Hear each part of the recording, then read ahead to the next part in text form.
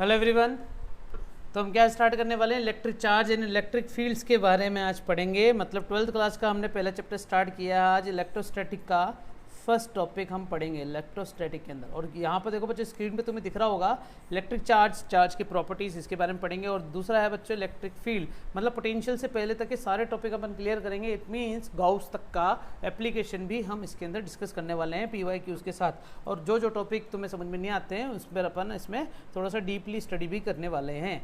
तो now we have here the first question of this topic, Coulomb's law. तो what is the mean by Coulomb's law? हमें पता है Coulomb's law मतलब Q1 and Q2 हमारे पास दो चार्ज है ना बेटा, और दोनों के बीच में सेपरेशन कितना दिया है हमें?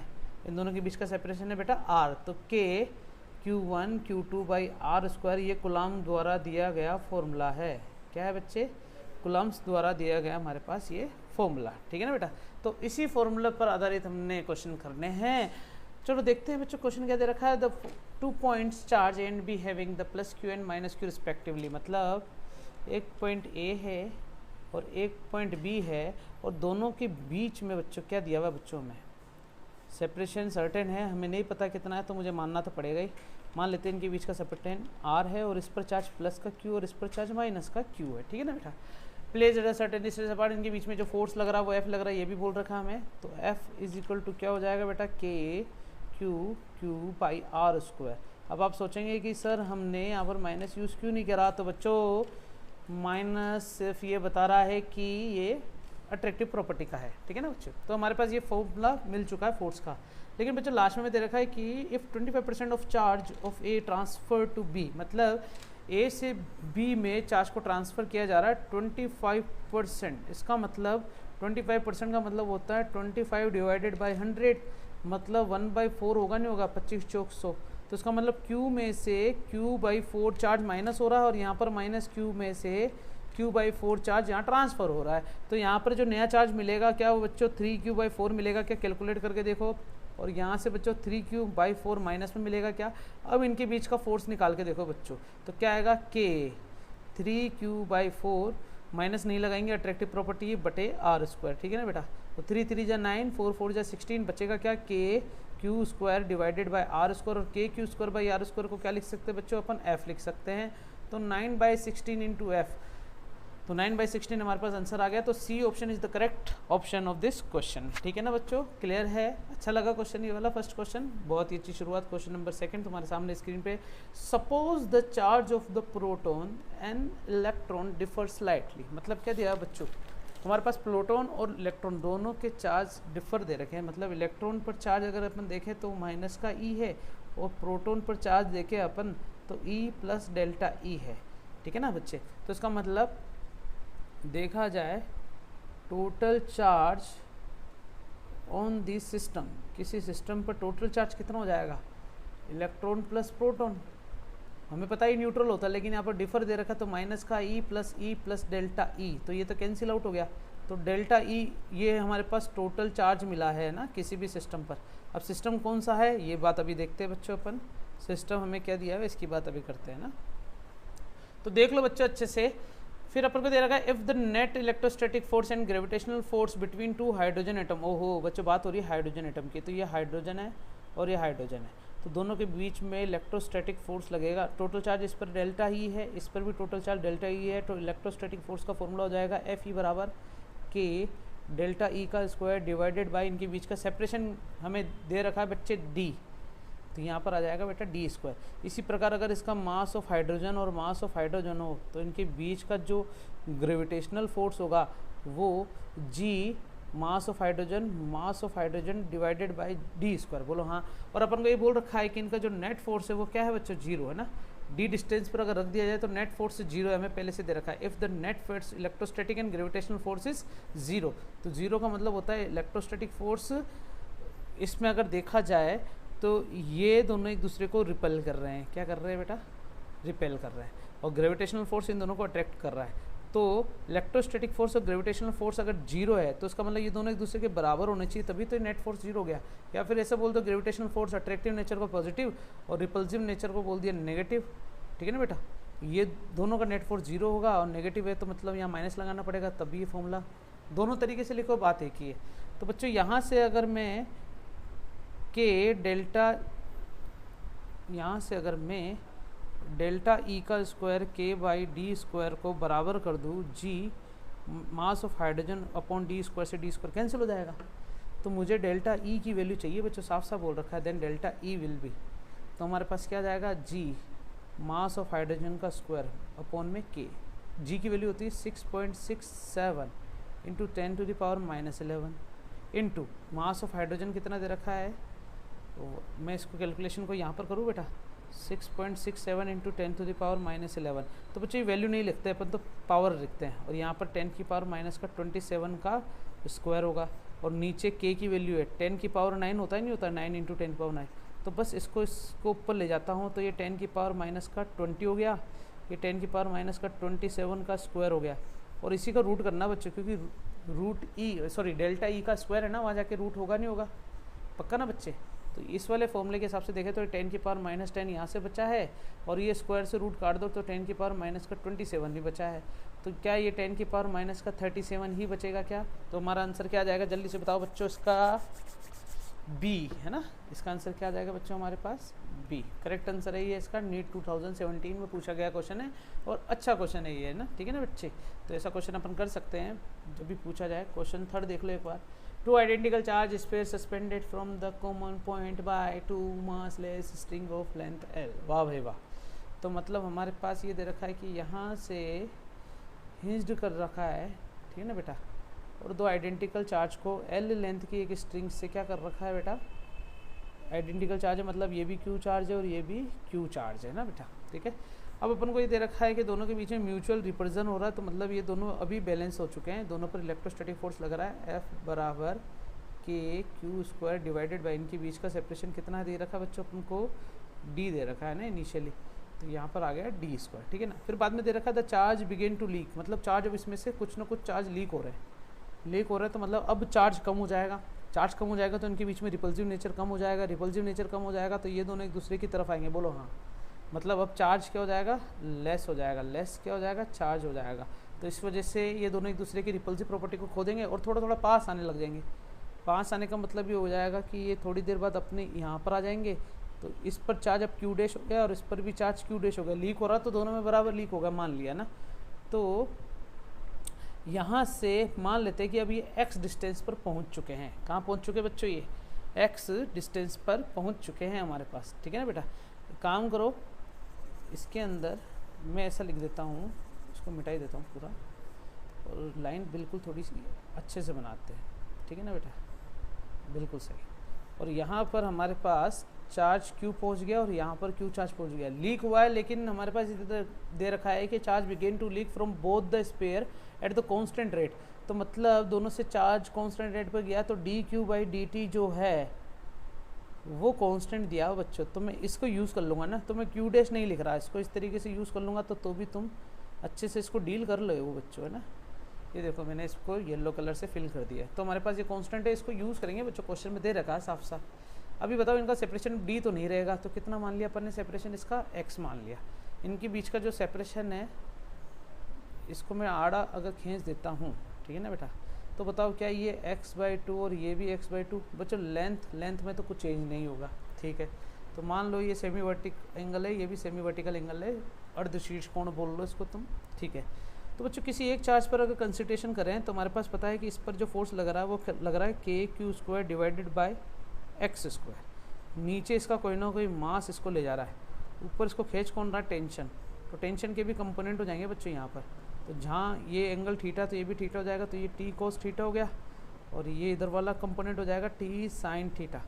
तो बैलेंस करो बच्चों, बैलेंस करता हूँ तो t sin थीटा बराबर आ रहा है बेटा किसके, kq²/x², के बिल्कुल सही है, और t cos थीटा किसके बराबर आ रहा है बेटा, mg के। मेरी आवाज़ साफ आ रही है, t से t कैंसिल, यहाँ पर बचा बेटा क्या, tan थीटा, और यहाँ बचा रहा है बेटा kq²/x² mg, मतलब तुम्हें dq/dt निकालना है, तो tan थीटा को हटाओ यहाँ से, tan थीटा, क्योंकि tan थीटा भी तो वेरी कर रहा है, तो tan थीटा की वैल्यू अगर मैं निकालना चाहूँ बच्चों, तो तुम्हें पता चल रहा है बच्चों कि यहाँ से इस वाले केस में अगर ये tan थीटा है तो ये है बच्चे x/2 और ये l है, मुझे तो बेस चाहिए ना, परपेंडिकुलर और बेस, तो तुम्हें पता है थीटा जो है ना वो वेरी स्मॉल है, ठीक है ना। यहाँ पर क्या अजम्पशन लगाएंगे, थीटा जो है वो वेरी स्मॉल है, और अगर थीटा वेरी स्मॉल है तो यहाँ पर थीटा की कहानी लिखता हूँ कि टेन थीटा लगभग थीटा के बराबर होगा और लगभग ये साइन थीटा के बराबर भी होगा।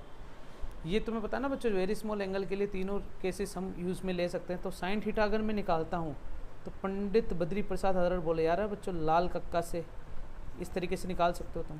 तो P परपेंडिकुलर तो हो गया बेटा x/2 और हाइपोटेनिस कितना हो जाएगा बेटा L, तो x/2L ये हमारे पास इसका आंसर आया। तो बताओ बेटा साइन थीटा बराबर x/2L हुआ नहीं हुआ, बोलो हाँ। तो यही थीटा टेन थीटा के बराबर होगा नहीं होगा, बिल्कुल सही है। तो यहाँ से बताओ मैं x/2L रख दूँगा इसको, और यहाँ क्या चल रहा है KQ² divided by x² into mg, सही है। अब यहाँ से अपन इसमें कुछ क्राइटेरिया को मिटाने वाले हैं ना। मैं यहाँ से इन चीज़ों को मिटा देता हूँ बेटा, ठीक है, यहाँ से इनको हटा देता हूँ, और साथ ही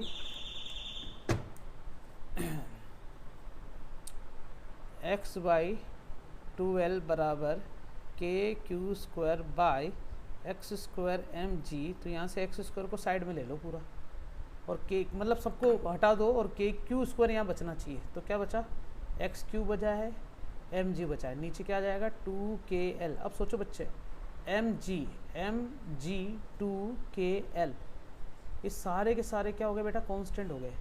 तो Q² बराबर हो गया k कांस्टेंट मान लेता हूँ इन सबको मैं तो, और x³। अब करो इसका डिफरेंशिएशन अगर करने जाओगे तो q बराबर रूट का kx³ हो जाएगा क्या, मतलब q is equal to root के अलग ही रहने दो, और x की पावर हो जाएगा 3/2। अभी भी ये कांस्टेंट है तो कांस्टेंट ही हो गया, इसको k ही मान लो।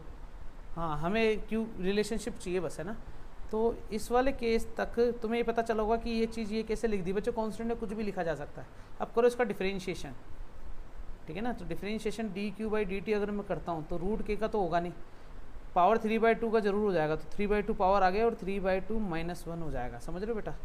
3/2 पावर आ गया और x की पावर 3/2 -1 हो जाएगा, जिससे 3/2 -1 की वजह से क्या हो जाएगा 3/2 x की पावर 1/2 हो गया, और 3/2 x की पावर 1/2 से हमारा आंसर आया है 3/2 रूट x, ठीक है ना बच्चा। क्या है 3/2 रूट x। तो ये जो अपना आंसर मिला है इसको किस तरीके से लिख सकते हो, देख लो एक बार अच्छे से। हमारा आंसर किस तरीके से आया है देख लो एक बार, देख लो तुम्हारा आंसर क्या रहेगा। Option A B C D दोनों में, तीनों में से कौन सा ऑप्शन सही है, देख लो एक बार अच्छे से। हाँ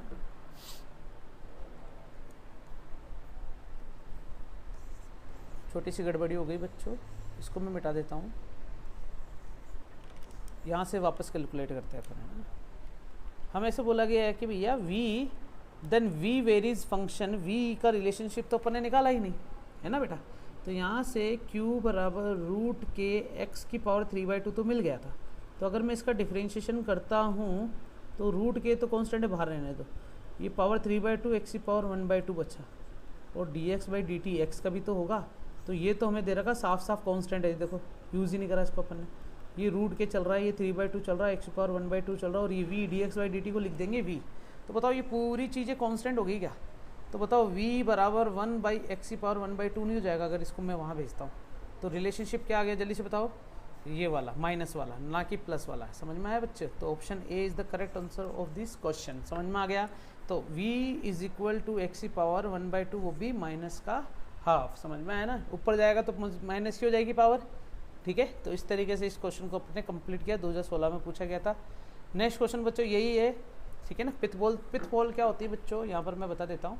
जब भी ऐसा क्वेश्चन आता है ना पिथबॉल, तो यहाँ पर मैं बताऊँ इसमें दो चीज़ें होती है ना, एक तो इसमें मास भी होता है और एक इसमें चार्ज भी होता है, दोनों चीज़ें इसमें मौजूद होती है, मास एंड चार्ज बोथ, ठीक है ना बच्चों। तो two pith ball carrying equal charges are suspended from a common point by string of equal length. वाह भाई वाह, इक्वल लेंथ मतलब ये भी L है और ये भी L है, दोनों के बीच में सेपरेशन दे रखा। Are now string is slightly climbed up F height, मतलब हाफ हाइट पर, ये y/2 हाइट दे रखी ना, यहाँ पर अगर इसको क्लाइंब कर दें तो अब बताना है कि इनके बीच में जो इक्विलिब्रियम होगा वो इनके बीच का सेपरेशन कितना हो जाएगा। मतलब अब उनको ये बताना है कि r डैश की वैल्यू हो कितनी जाएगी।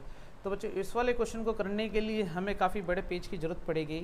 तो इसीलिए बने रहो और मुस्कराते रहो। देखते हैं आप किस क्वेश्चन को किस तरीके से करेंगे। तो पहले वाला डायग्राम अगर अपन देखें, फर्स्ट वाला डायग्राम, मुझे लगता है कि यहीं से करता हूँ ना मैं, ठीक है। फर्स्ट वाला केस देख लो बच्चे एक बार, यहाँ से यहाँ और यहाँ से यहाँ, ठीक है ना। बताओ, एक तो ये इधर है और अपन को बोल रखा है कि इक्वल चार्ज है, तो यहाँ पर भी चार्ज इक्वल ले लो और यहाँ पर भी चार्ज इक्वल ले लो। अब तुम्हें पता है कि ऊपर टेंशन काम करती है,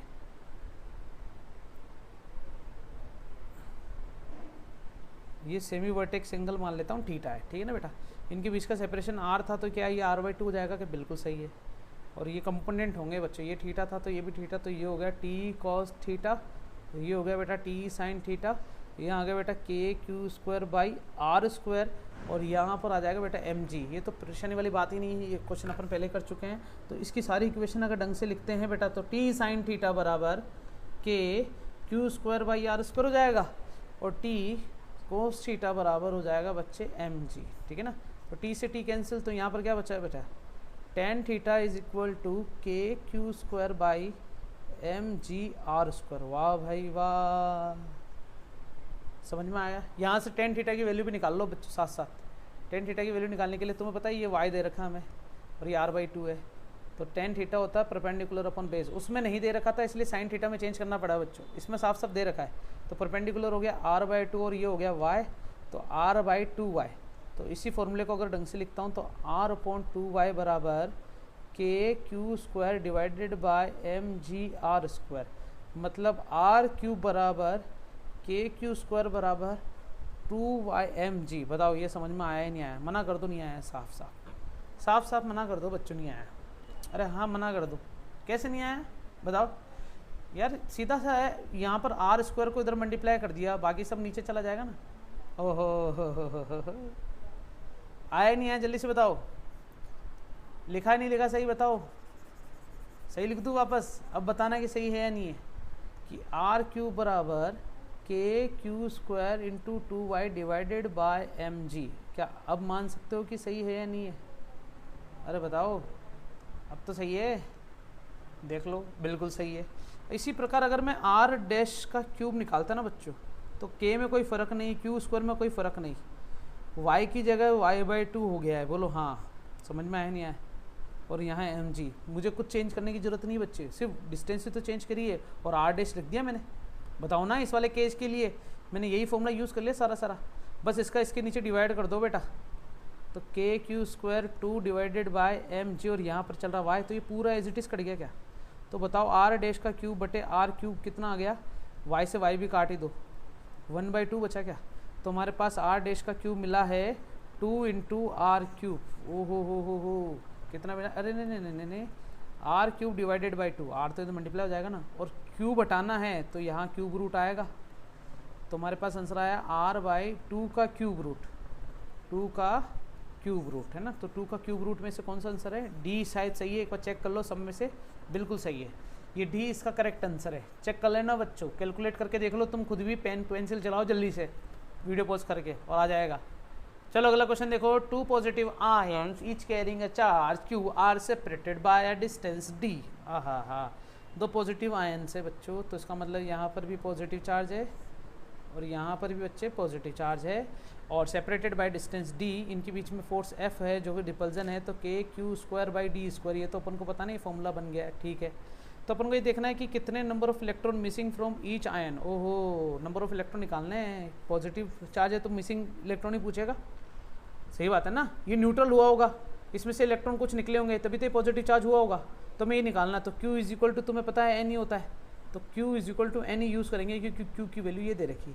बताओ यहाँ से अगर मैं Q निकालता हूँ तो FD²/K का रूट आएगा नहीं आएगा? देख लो एक बार, बिल्कुल सही है।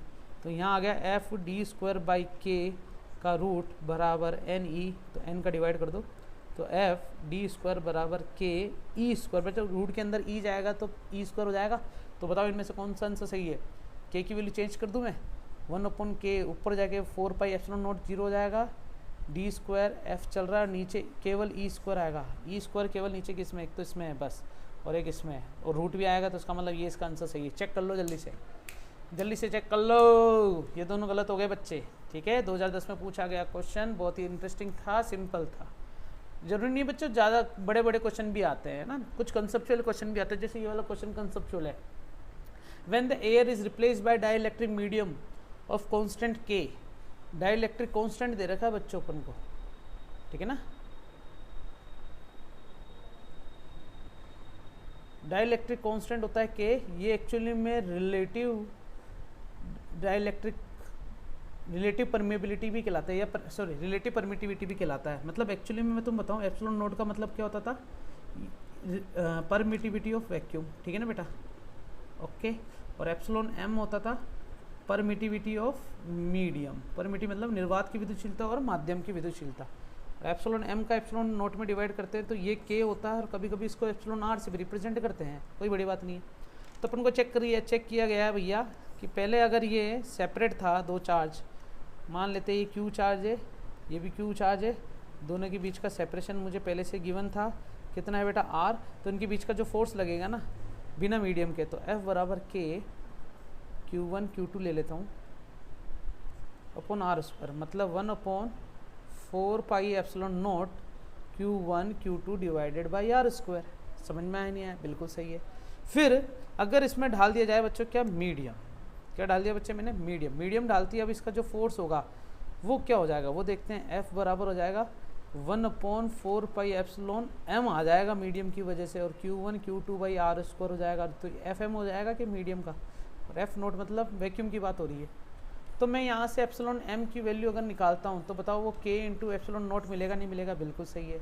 तो 1/4 pi epsilon naught into K Q1 Q2 divided by R square, तो 1/K बाहर हो गया, तो यहाँ से चला Q1 Q2 divided by 4 pi epsilon naught into R square. और ये फॉर्मूला किसका हो गया बच्चे, क्या यही है क्या? हाँ है ना, बिल्कुल सही है। तो बताओ बेटा F नोट बाई K हो गया क्या? तो मतलब FM की वैल्यू डिक्रीज हो रही है, इंक्रीज हो रही है बच्चे? K का डिवाइड हो रहा है मतलब डिक्रीज हो रही है, तो डिक्रीज K टाइम्स, हमारा आंसर क्या आएगा, डिक्रीज होगा। सीधी सी बात है बच्चे, मीडियम के अंदर डिक्रीमेंट होता है ना कि इंक्रीमेंट होता है। मीडियम जैसे एसोसिएट होता है तो वहाँ पर डिक्रीमेंट होता है दोनों चार्ज के बीच में जो रिपल्जन और अट्रैक्शन फोर्स होता है, ठीक है ना बच्चों। ये प्रूफ मैंने तुम्हें समझा ही दिया। अगला क्वेश्चन देखे बच्चों, और हिंदी मीडियम वालों में बता दो बच्चों, इसे कहते हैं निर्वात की विद्युतशीलता, माध्यम की विद्युतशीलता, और इसे कहते हैं पेराविद्युतांक। क्या कहते हैं बेटा? पेराविद्युतांक या डाइलेक्ट्रिक कांस्टेंट कहते हैं, ठीक है ना। एप्सिलॉन आर या फिर अपेक्षिक विद्युतशीलता भी बोल सकते हैं। ये सारे हैं इसके conditions. Force between multiple charges बच्चों, सुपरपोजिशन वाला है ना ये क्वेश्चन। कौन सा है बेटा?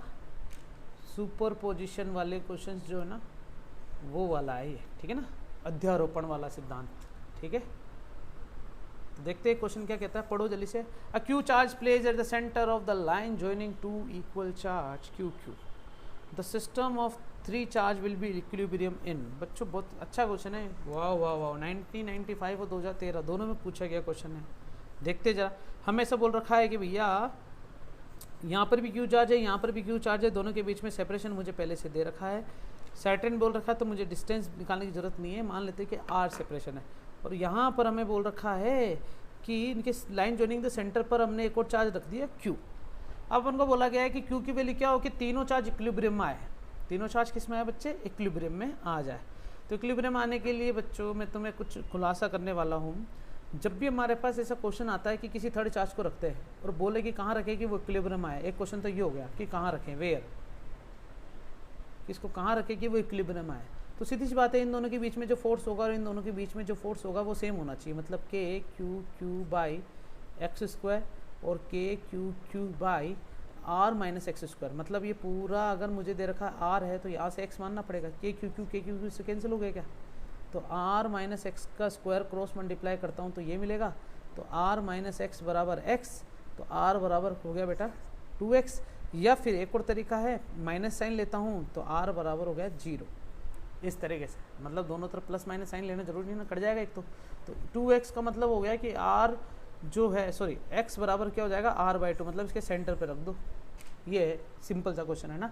तो हमें वैसे ही बोल रखा है कि ये सेंटर पे पड़ा है और हमें को देखना है कि तीनों इक्विलिब्रियम है। तो जब भी ऐसा क्वेश्चन आया ना कि थ्री चार्ज बोलो या all system will be in equilibrium, ठीक है ना बेटा, ऐसा क्वेश्चन आया तो इस वाले केस में तुम इस पर गौर नहीं करोगे। किस पर गौर फरमाओगे बच्चों?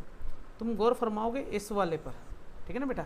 तो इस वाले पर गौर फरमाओ ज़रा, मतलब ये हो गया कि इस क्यू चार्ज पर ये वाला जो क्यू चार्ज है इसको रिपेल करेगा, ठीक है ना बेटा, रिपेल करेगा, और ये वाला क्यू चार्ज भी इसको रिपेल करेगा। अब मैं इसको तो चेंज कर नहीं सकता, तो क्यू चार्ज को चेंज कर सकता हूँ। मतलब अगर ये इसको खींचे तो हम बोल सकते हैं कि ये इक्विलिब्रियम में आ सकता है, तो उसका मतलब ये नेगेटिव नेचर का होना चाहिए, बिल्कुल सही है। तो मैं एक चीज़ पता चल गई है कि ये नेगेटिव नेचर का होना चाहिए, तो एक आंसर ये होगा या ये आंसर होगा, दोनों में से तो एक आंसर हमें अब कैलकुलेशन करके निकालना है। तुम्हें पता चल गया बच्चों, अगर ये पॉजिटिव होता तो दोनों तरफ से रिपल होता, लेकिन एक रिपल और एक अट्रैक्शन करके ही तो ये इक्विलिब्रियम में आ सकता है, मतलब कहीं ना जाए, तो दोनों तरफ से फोर्स लगना चाहिए इसके ऊपर। तो ये जो क्यू चार्ज है बच्चों, ये क्यू चार्ज, इस पर अब देखते हैं फोर्स। तो के क्यू क्यू बाई, इनके बीच का सेपरेशन मान लेते हैं कि कितना है। अब यहाँ पर बच्चों क्वेश्चन जैसा दे रखा अपन उसी हिसाब से काम करें, मैं इसको मिटाऊँ, है ना, जैसा दे रखा ना अपन उसी हिसाब से काम करेंगे। देखो एक बार क्वेश्चन ये दे रखा है हमारे पास, ये भी क्यू है, ये भी क्यू है, दोनों के बीच का सेपरेशन मुझे नहीं दे रखा, तो मुझे सेंटर पे ही जरूर बोल रखा है कि यहाँ पर एक और चार्ज रखा है, तो इनका सेपरेशन कितना मान लो बेटा, 2r मान लो। तो ये भी r मान लो और ये भी r मान लो, तो मज़ा आ जाएगा अभी। अब इस पर जो फोर्स लगेगा इसकी वजह से, ये माइनस है ना, तो ये अट्रैक्टिव नेचर और ये रिपल्सिव नेचर, तो के अरे रे रे K Q Q by R square बराबर आना चाहिए के Q Q by 2r square. बस बच्चों माइनस प्लस लगाने की जरूरत नहीं है, तुम्हें पता है कि अट्रैक्टिव नेचर है, दोनों एक दूसरे के सामने रख दिए। के क्यू से के क्यू क्यू तो काट दो पहले, अब क्यू बाई आर स्क्वायर अलग से चल रहा है और क्यू बाई 4r स्क्वायर अलग से है, तो आर स्क्वायर से आर स्क्वायर भी काट दो, तो क्यू की वैल्यू आ गई क्यू बाई 4। तुम्हें पता ना आंसर नेगेटिव होता है, और आंसर क्या आएगा, ये क्या आया है कि बच्चे इक्विलिब्रियम वाला क्वेश्चन, ठीक है। अब इक्विलिब्रियम में भी काफ़ी सारी चीज़ें हैं जो हमें पता होनी चाहिए, ठीक है ना बेटा। तो उसको समझाने के लिए मैं तुम्हारे सामने कुछ कंडीशन लेता हूँ। जैसे ये वाला पेज कौन सा है वो मैं निकाल लेता हूँ, यही वाला है शायद, है ना। इसको डबल करो पेज को कॉपी, और डबल पेज के बाद इसको यहाँ लाओ और इस पूरे को कर दो बिल्कुल साफ, ठीक है ना बेटा।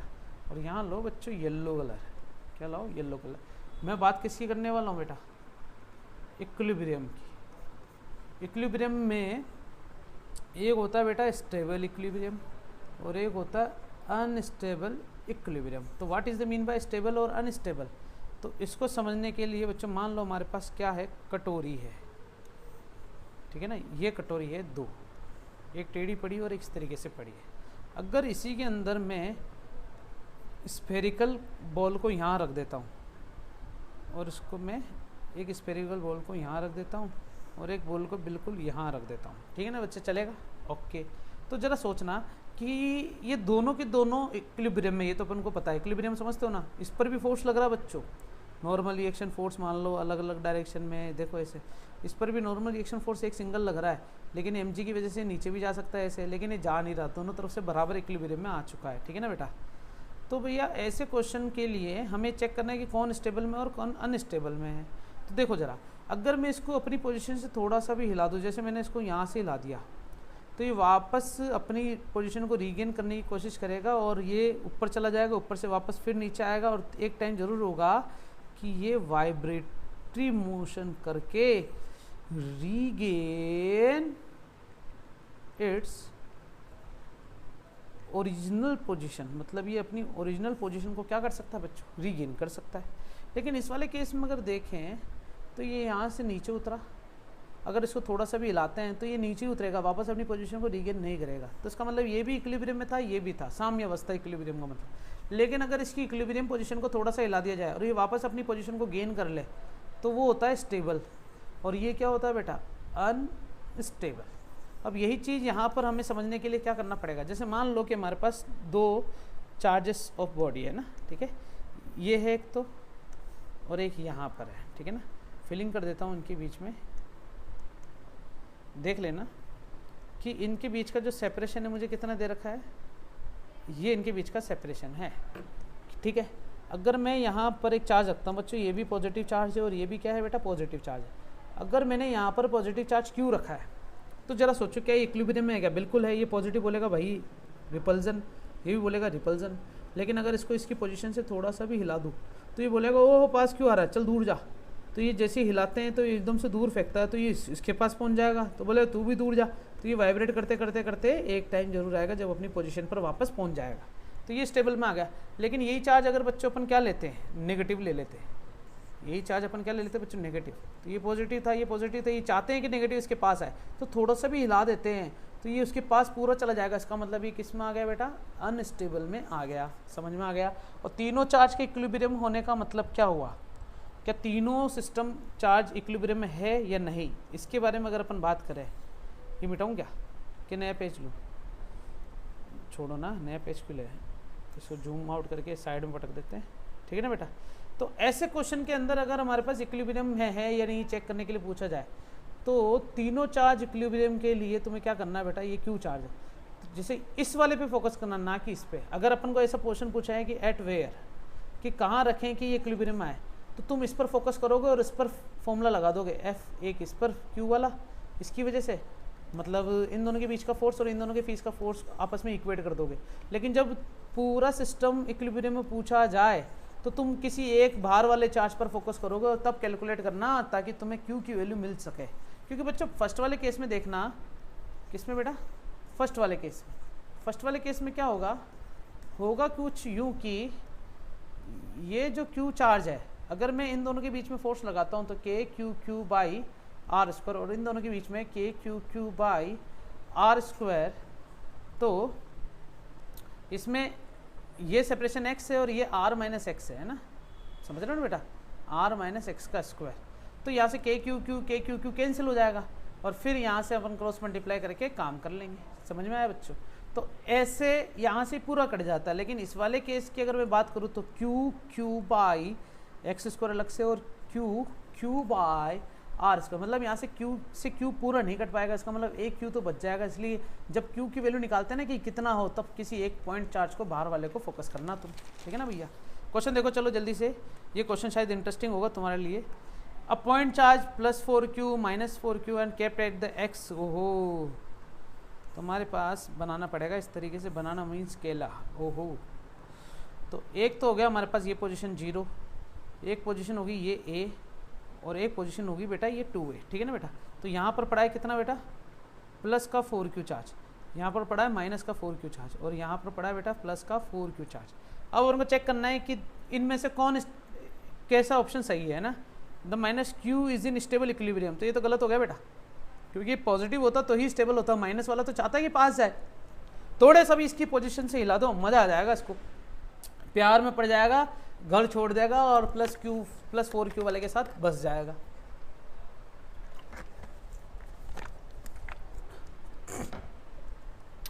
बी ऑप्शन क्या कह रहा है, all the charge are in stable equilibrium, गलत, ये भी गलत हो गया।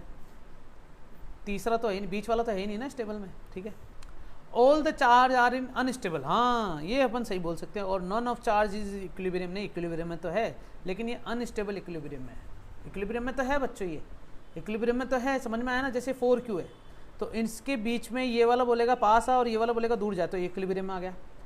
ये वाला जो है देखा जाए तो ये वाला बोलेगा कि भाई मेरे पास और ये वाला बोलेगा दूर जा, तो ये भी इक्विलिब्रियम में है। और ये वाला इसकी जा रहा है इसके जा रहा है, तो ये भी इक्विलिब्रियम है, लेकिन अनस्टेबल में है बच्चों। थोड़ा सा भी हिला दिया ये भैया, वापस अपनी ओरिजिनल पोजीशन पर नहीं आ पाएंगे। तो हमारा ऑप्शन सी ये इसका करेक्ट आंसर आ गया, ठीक है ना बच्चे। नेक्स्ट है बच्चे इलेक्ट्रिक फील्ड पर क्वेश्चन देखते हैं। इलेक्ट्रिक फील्ड तुम्हें पता ही होगा बच्चों, किसी भी पॉइंट चार्ज के लिए इलेक्ट्रिक फील्ड कुछ इस तरीके से निकलता है और ये पॉइंट चार्ज के लिए KQ/R² हो गया। और अपन ने काफ़ी सारे फॉर्मूले इसे देखे होंगे इलेक्ट्रिक फील्ड के लिए, ठीक है ना बच्चों। तो ये वाला क्वेश्चन क्या कहता है इसके बारे में देख लें बच्चों। अपन क्वेश्चन कहता क्या है ना, इलेक्ट्रिक फील्ड के बारे में ज़्यादा पढ़ाने की जरूरत नहीं है, तुम्हें पता है इलेक्ट्रिक फील्ड एक इमेजिनरी एरिया होता है किसी भी पॉइंट चार्ज के चारों तरफ, ठीक है ना बेटा। चलो पढ़ो क्वेश्चन क्या दे रखा, नीट 2018 में पूछा गया है बच्चों ये क्वेश्चन, बहुत ही इंटरेस्टिंग क्वेश्चन है ना। तो मैं बोल रखा है कि the electron falls from rest through the vertical distance height. Okay, एक इलेक्ट्रॉन जो है रेस्ट से फॉल किया जा रहा है और हाइट जो है इसकी h है यूनिफॉर्म इलेक्ट्रिक फील्ड में, ठीक है ना बच्चों। एक यूनिफॉर्म इलेक्ट्रिक फील्ड में इसको and vertically upward directed electric field, ठीक है ना। तो ज़रा देखें कि हमारे पास vertically upward direction electric field की डायरेक्शन ये हो गई है। ओके बच्चे, ठीक है ना, ये हमारे पास इलेक्ट्रिक फील्ड की डायरेक्शन हो चुकी है। ओके, कोई बड़ी बात नहीं है। और यहाँ पर बच्चों हमारे पास एक पॉइंट चार्ज दिया हुआ है साफ साफ कि भैया तू पॉइंट चार्ज है और तेरा कलर जो है वो मैं चेंज करूँगा ये वाला कलर, ठीक है। और ये है बेटा इलेक्ट्रॉन, है ना, जो कि फ्री फॉल है कहाँ से कहाँ तक बेटा, h हाइट पर फ्री फॉल है। The direction of the electric field is now reverse. अब इसकी डायरेक्शन को अगर रिवर्स कर दें तो इलेक्ट्रॉन की जगह शायद प्रोटॉन आ जाएगा। अब proton is allowed to form rest through the system of vertically h height. मतलब इस वाले केस में क्या है कि अगर इसकी डायरेक्शन को चेंज कर दूँ और प्रोटॉन को फॉल करवाएं, है ना, तो इस वाले केस में कौन ज़्यादा पहले आएगा, शायद यही बोला गया है ना, the time of fall of the electron, कौन पहले आएगा, तो इसका टाइम कम होगा। चलो देखते हैं। हमारे पास एक चीज़ पता है कि ये जो इलेक्ट्रॉन है ये नीचे किसकी वजह से जाना चाहिए, mg की वजह से जाना चाहिए, है कि नहीं है बच्चे, बोलो हाँ, क्या ये mg की वजह से जाना चाहिए क्या। अब बच्चों इस वाले क्वेश्चन में थोड़ा सा मैं एक काम करता हूँ कि इसको समझाने के लिए, ठीक है ना बेटा, ये क्या हो गया, इसको समझाने के लिए यहाँ पर बड़ी सिंपल सी चीज़ है कि ये mg नीचे है तो ऊपर F बराबर QE, इस पर फोर्स लगेगा। तो अपन ऐसे बोल सकते हैं कि mg तो बोलूँगा नहीं क्योंकि एक्सेलरेशन है, क्योंकि फ्री फॉल तो है भले मान लिया, ठीक है ना, रेस्ट पर अपन इसको वर्टिकल को क्या कर रहा है बच्चों, वर्टिकली ऊपर है तो फ्री फॉल है, तो चलो mg ले लो या ma ले लो, तुम्हारी g ले लेते, a ले लेते हैं बच्चों, और यहाँ पर आ जाएगा बच्चों हमारे पास QE, क्या आ गया बेटा, QE। Okay very good. तो हमें अब टाइम की बात करनी है यहाँ पर बच्चों, किसकी बात करनी है बच्चों, अपन को यहाँ पर टाइम की बात करनी है। तो टाइम को यहाँ पर रिप्रेजेंट करने के लिए कुछ ज़्यादा हार्ड एंड फास्ट नहीं करना है ना, टाइम को रिप्रेजेंट करने के लिए, टाइम को सिंप्लीफाई करने के लिए यहाँ पर हम सिंपल सा फेनोमेनन यूज़ करने वाले हैं, ठीक है ना। देखे जरा एक्सेलरेशन अपन को कितना मिल चुका है, इसको समझे जरा। मैं इस वाली इक्वेशन को यहाँ से इसको हटाऊंगा और यहाँ से इलेक्ट्रॉन जो है वो QE, इस पर फोर्स लग रहा है इलेक्ट्रॉन पर, ठीक है ना बेटा। तो और नीचे ma से ये एक्सेलरेट हो चुका है, तो ma बराबर QE आ चुका है, a बराबर QE डिवाइडेड बाय m हो चुका है, और यहाँ पर एक्सेलरेशन मिल गया मुझे, h हाइट भी दे रखी बच्चों, ओहो, तो s बराबर ut प्लस हाफ AT²। बच्चे काम करें, क्वेश्चन में थोड़ा सा चेंज करूँ, क्वेश्चन में ये करता हूँ कि जैसे मान लो कि अगर ये इलेक्ट्रॉन होता तो इसका कोई ना कोई मास भी होता, अगर ये प्रोटॉन होता तो इसका कोई ना कोई मास होता, तो ये नीचे जरूर गिरते mg से, नीचे जरूर गिरते mg से, सही है ना। फिर अगर यहाँ इलेक्ट्रिक फील्ड ऊपर की तरफ है तो मतलब यहाँ पॉजिटिव चार्ज हुआ होगा बहुत सारा, तो ये प्रोटॉन को नीचे गिरने नहीं देंगे, बोले भाग जाए यहाँ से, तो ये प्रोटॉन को ऊपर QE फोर्स फील करवाएंगे बच्चों, सोचना।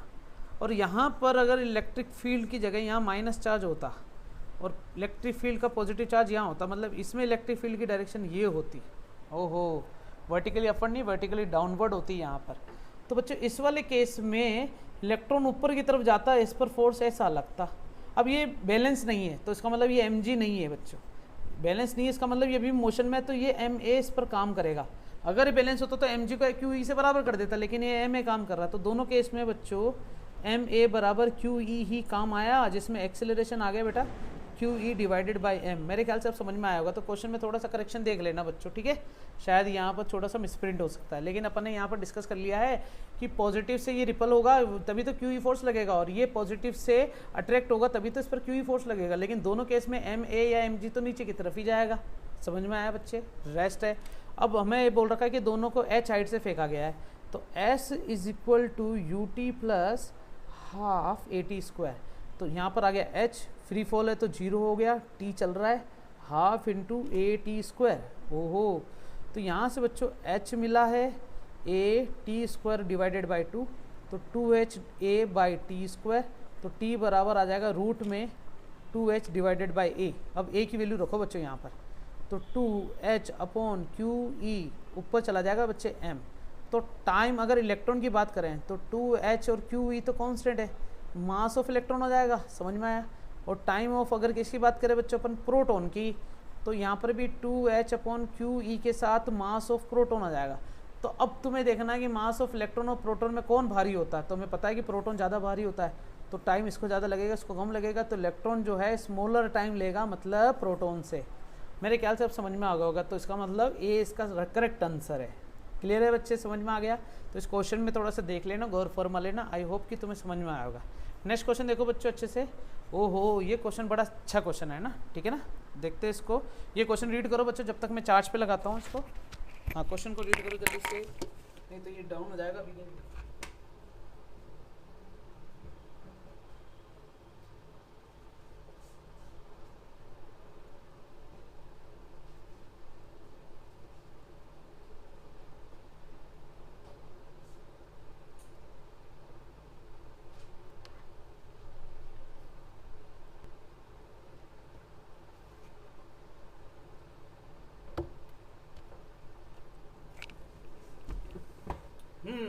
चलो पढ़ लिया क्वेश्चन। कह रही है a toy car with charge q move on the frictionless horizontal plane. हा फ्रिक्शनलेस हॉरिजॉन्टल प्लेन पे चल रहा है। Influence of uniform electric field E है due to the force q E, its velocity increase from 0 to 6 metre per second square. भैया देखो सीधी सी बात है, यहाँ पर हमारे पास इलेक्ट्रिक फील्ड है बहुत सारे, ठीक है ना। तो एक काम करते हैं अपन, छोटा छोटा ये वाला कंडीशन ले लिया। नहीं, थोड़ा सा पतला करना पड़ेगा ना अपने, ठीक है बेटा, चलेगा। और मान लेते हैं कि इलेक्ट्रिक फील्ड ये है, ठीक है, और ये येलो कलर है, तो मान लेते हैं कि इसकी डायरेक्शन ये होगी। बच्चे ध्यान रख लेना, येलो कलर वाले। तो अपन को बोला गया है कि यहाँ पर क्यू चार्ज स्टार्ट हुआ और क्यू चार्ज यहाँ पर पहुँचा, तब इसकी इनिशियल वेलोसिटी तो 0 थी, लेकिन बाद में 6 मीटर पर सेकेंड हो चुकी है, ठीक है ना। तो इसका मतलब इस पर फोर्स लगा रहा था F बराबर क्यू ई। F बराबर क्यू ई है तो मास इंटू एक्सेलरेशन से काम हो जाएगा क्या बच्चे? बिल्कुल सही है। फिर अपन को बोल रखा है कि इन 1 सेकेंड, मतलब ड्यूरेशन भी दे रखा है बच्चों अपन को कितना दे रखा है, 1 सेकेंड की ड्यूरेशन हमें साफ साफ गिवन है, ठीक है ना बेटा। समझ में आया कि नहीं आया? चेक कर लेने एक बार। 1 सेकेंड की ड्यूरेशन अपन को साफ साफ गिवन है, ओके बच्चों। फिर अपन को एक चीज़ और दे रखी है कि at that instant the direction of the field reverse. ओहो, मतलब यहाँ पर फील्ड की डायरेक्शन अब क्या कर दी बच्चों? रिवर्स कर दी है, उसी पॉइंट पर है ना, उसी इंस्टेंट की बात हो रही है बेटा। तो डायरेक्शन को रिवर्स कर दिया, तो मैं इसको रेड कलर ले लेता हूँ बच्चों। डायरेक्शन रिवर्स हो गई, रिवर्स डायरेक्शन हो गई, और ये येलो कलर में आ गया। मतलब ये पॉइंट चार्ज जो है ये 6 मीटर पर सेकेंड यहाँ पर है तो सही, लेकिन रिवर्स डायरेक्शन मतलब इस डायरेक्शन में हो गया, तो फोर्स अब उल्टा लगने लग जाएगा। और ये भी बच्चों अगर 1 सेकेंड की मैं बात करता हूँ तो क्यू चार्ज यहाँ पर पहुँचेगा ना, तब इसकी वेलोसिटी लगभग 0 हो जाएगी, क्योंकि यार सीधी सी बात है, यहाँ से स्टार्ट करा 6 मीटर पर सेकेंड, तो 6 मीटर पर सेकेंड से वापस 0 हो जाएगा अगर रिवर्स कर देते एक्सेलरेशन, ठीक है ना। जो इन्फ्लुएंस अगर उसको नेगेटिव कर दूंगा तो बात खत्म होगी ना हमारे लिए यहाँ पर। तो यहाँ पर ये रिवर्स हो गया। अब ये बच्चों देखो यहाँ तक तो ये हो चुका है 0, क्या हो चुका है 0। तो कितने देर तक चला ये भी दे रखा होगा ना बच्चों को। The car continues to move for 2 more second. ओहो, तो मतलब 1 सेकेंड के लिए तो 0 हुआ है, फिर 1 सेकेंड और है बच्चों। तो मतलब इसी केस में ये वाला इन्फ्लुएंस अभी भी रिवर्स है, मतलब इस डायरेक्शन में ये इलेक्ट्रिक फील्ड अभी भी। तो अब इसकी वेलोसिटी 0 से वापस रीगेन होगी कितना बेटा? 66 मीटर पर सेकेंड, जो कि रिवर्स डायरेक्शन में होगी, और ये अनदर 1 सेकेंड है बेटा। समझ में आया नहीं आया? पक्का बच्चे? तो बताओ क्या ये मोशन कुछ इस तरीके से हुआ या नहीं हुआ? कलर में थोड़ा सा बड़ा करता हूँ। क्या ये मोशन कुछ ऐसे हुआ नहीं हुआ? बोलो हाँ, बिल्कुल सही ना। तो हमारे पास 3 सेक्शन है, ये याद रख लेना बेटा, ये याद रख लेना बस, के 3 सेक्शन है हमारे पास। तीनों सेक्शन के हिसाब से हमें क्वेश्चंस को करना है, ओके बच्चे। एक तो सेक्शन ये हो गया, एक सेक्शन ये हो गया, ये हो गया, ये हो गया। तो हमारे पास 1 2 3 ये तीनों सेक्शन है। तो इसको नाम दे देते हैं बच्चे A B C और D। तो एक एक करके केस की बात करते हैं बच्चों। A to B की बात कर ले। पूछा क्या है देख लो ना, एवरेज वेलोसिटी और एवरेज स्पीड पूछी है। तो एवरेज वेलोसिटी और एवरेज स्पीड की मैं बात करूँ तो V एवरेज मतलब स्पीड की बात करता हूँ, तो फॉर्मूला होता है बेटा टोटल डिस्टेंस कितनी ट्रेवल की है अपॉन टोटल टाइम टेकन कितना हुआ है। तो टोटल टाइम तो तुम्हें पता चल गया बेटा 3 सेकंड हुए हैं, 1 और 2 मिला के। अब तुम्हें टोटल डिस्टेंस मतलब अलग अलग पाथ के अगर डिस्टेंस निकाल दिया तो काम हो गया। तो ये V एवरेज मतलब स्पीड के लिए बताया मैंने, तो ये average speed.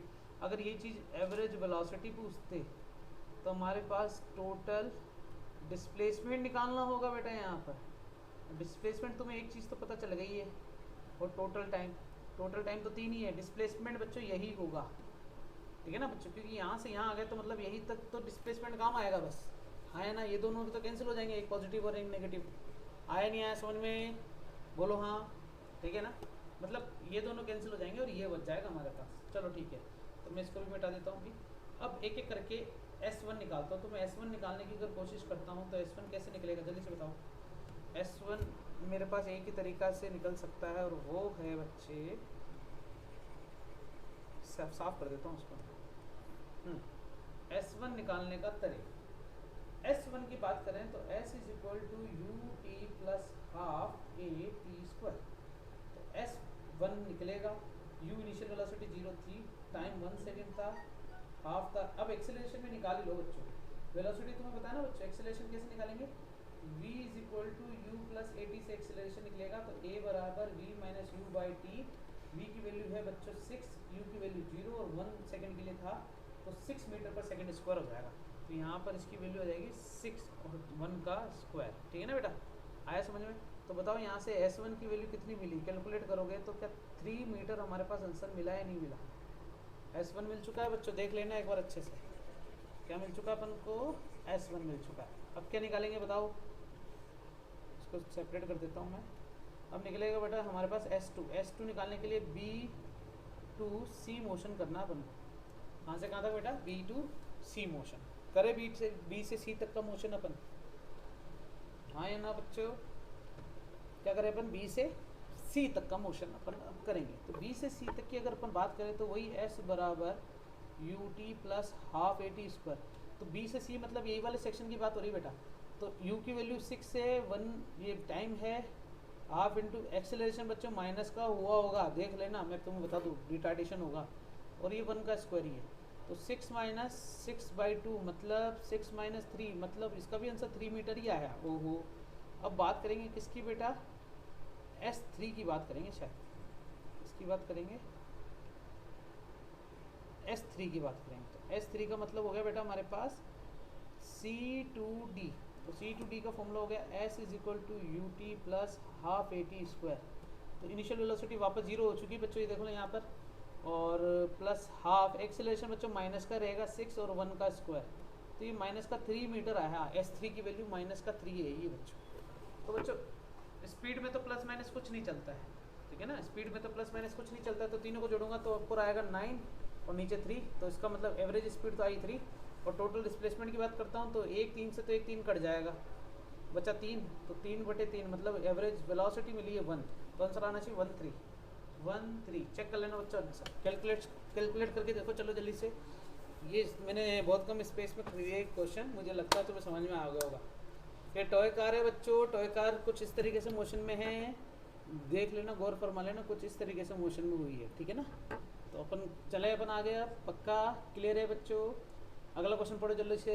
A particle of mass m and charge q is placed at the rest in the uniform electric field. वाह भाई वाह, एक यूनिफॉर्म इलेक्ट्रिक फील्ड है, q is equal to F बराबर q, इस पर फोर्स लगेगा ही लगेगा, m मास का पार्टिकल है, वाह भाई वाह, और q इस पर चार्ज है, ठीक है, और इसको रिलीज कर दिया तो काइनेटिक एनर्जी, ओहो बच्चों साफ सीधी सी बात है, हाफ mv स्क्वायर होगा काइनेटिक एनर्जी, हमें पता है। तो मैं अगर मास की बात करूँ तो तुम्हें पता है कि F इज इक्वल टू ये है और F is equal to M A भी होता है, और यही क्यू ई के बराबर हो गया है। तो A बराबर हो जाएगा Q E divided by M, या M बराबर हो जाएगा Q E divided by A. वाह भाई वाह। फिर निकालते बच्चों वेलोसिटी। तो वेलोसिटी निकालने के लिए v स्क्वायर बराबर यू स्क्वायर प्लस 2as का फॉर्मूला यूज़ करें। तो तुम्हें पार्टिकल स्टार्ट एट रेस्ट पर है तो ये तो 0 हो गया, फिर 2a particle after moving distance y, तो यहाँ पर y दे दिया अपन को, ये v स्क्वायर हो गया। तो v स्क्वायर बराबर 2ay, देख लो जल्दी से बच्चों। तो काइनेटिक एनर्जी का फॉर्मूला हो गया हाफ, मास तो हो गया बेटा क्यू ई डिवाइडेड बाई ए, और यहाँ पर आ गया 2a, 2a से 2a कैंसिल, तो क्यू ई वाई, वाह भाई वाई, ये आंसर आ गया बच्चों इसका। चेक कर लो जल्दी से, काइनेटिक एनर्जी निकालनी थी, बड़ा सिंपल सा क्वेश्चन था ये, ठीक है ना।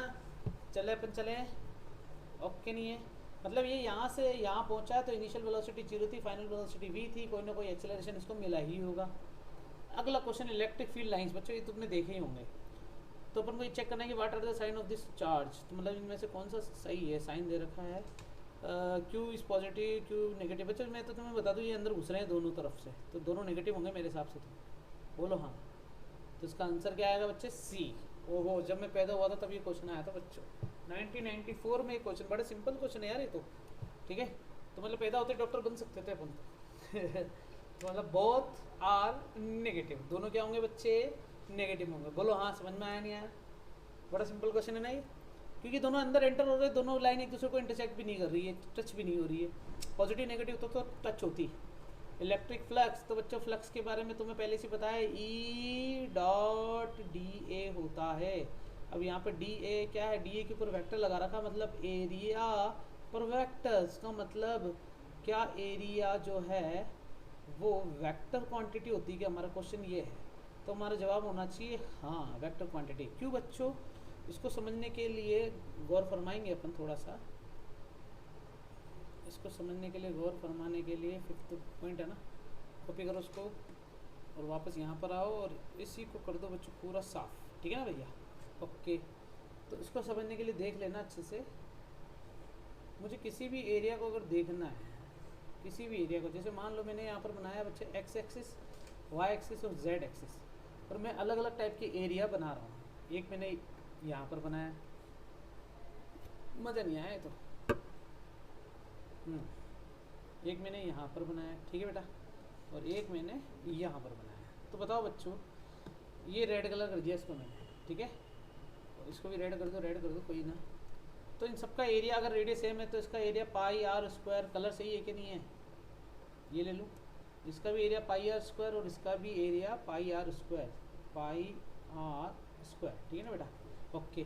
बस ये है कि मुझे ये वाला एरिया देखने के लिए यहाँ खड़ा होना पड़ेगा एक्स एक्सिस पर, तभी तो मुझे इसका एरिया दिखेगा। इसका मतलब अगर मैं ए लिखता हूँ तो मेरा आंसर आएगा पाई आर स्क्वायर, लेकिन अगर मैं ए पर वेक्टर लगाता हूँ तो आंसर आएगा पाई आर स्क्वायर आई कैप। बोलो हाँ, समझ में आया नहीं आया? इसी प्रकार ये वाला एरिया देखने के लिए वाई पे बैठना पड़ेगा तो जे कैप लगाना पड़ेगा, इस वाले एरिया को देखने के लिए जेड पे आना पड़ेगा, मतलब के कैप। तो इसका मतलब सरफेस एरिया का वेक्टर अगर मैं बनाता हूँ तो परपेंडिकुलर टू दी सरफेस जो है वो एरिया वेक्टर की क्या होती है बेटा, डायरेक्शन होती है। तो direction of area vector perpendicular to the face. चलो क्वेश्चन देख लो क्या दिया हुआ है। हाँ, फ्लक्स के बारे में क्वेश्चन दे रखा था, the square space of side L metre in plane of the paper is placed in the uniform electric field. ओहो, यूनिफॉर्म इलेक्ट्रिक फील्ड बच्चों तुम्हें लग नहीं रहा कि इसके एरिया वेक्टर कहाँ पर आएगा बच्चों? देखो तुम्हें सामने से दिख रहा, मतलब एरिया वेक्टर क्या इधर ही आएगा क्या, पीछे आगे सामने की तरफ? मतलब अगर ये x मान लूँ और इसको मैं y मान लूँ तो ये z हो गया, ठीक है या नहीं? और तुम देखो e कहाँ जा रहा है, क्या ये xy प्लेन में जा रहा है क्या? e xy प्लेन का मतलब होता है जहाँ z की वैल्यू क्या होती है बच्चों, 0 होती है। एक चीज़ तो ये पता चली गई। दूसरा एक चीज़ और बताऊँ, xy प्लेन पर जो z एक्सिस होता है ना बेटा, वो 90 डिग्री पर होता है, ये भी अपन को पता है। मतलब देखा जाए तो यहाँ पर थीटा की वैल्यू है 90 डिग्री, मतलब ई एंड एरिया के बीच का एंगल, क्योंकि एरिया वेक्टर तो इधर है और ई इसके परपेंडिकुलर है। तो मतलब ऐसा बोल सकते हैं कि हमारे पास ये फेस है तो ये एरिया है, तो ये परपेंडिकुलर हुआ नहीं हुआ बच्चों, ठीक है ना?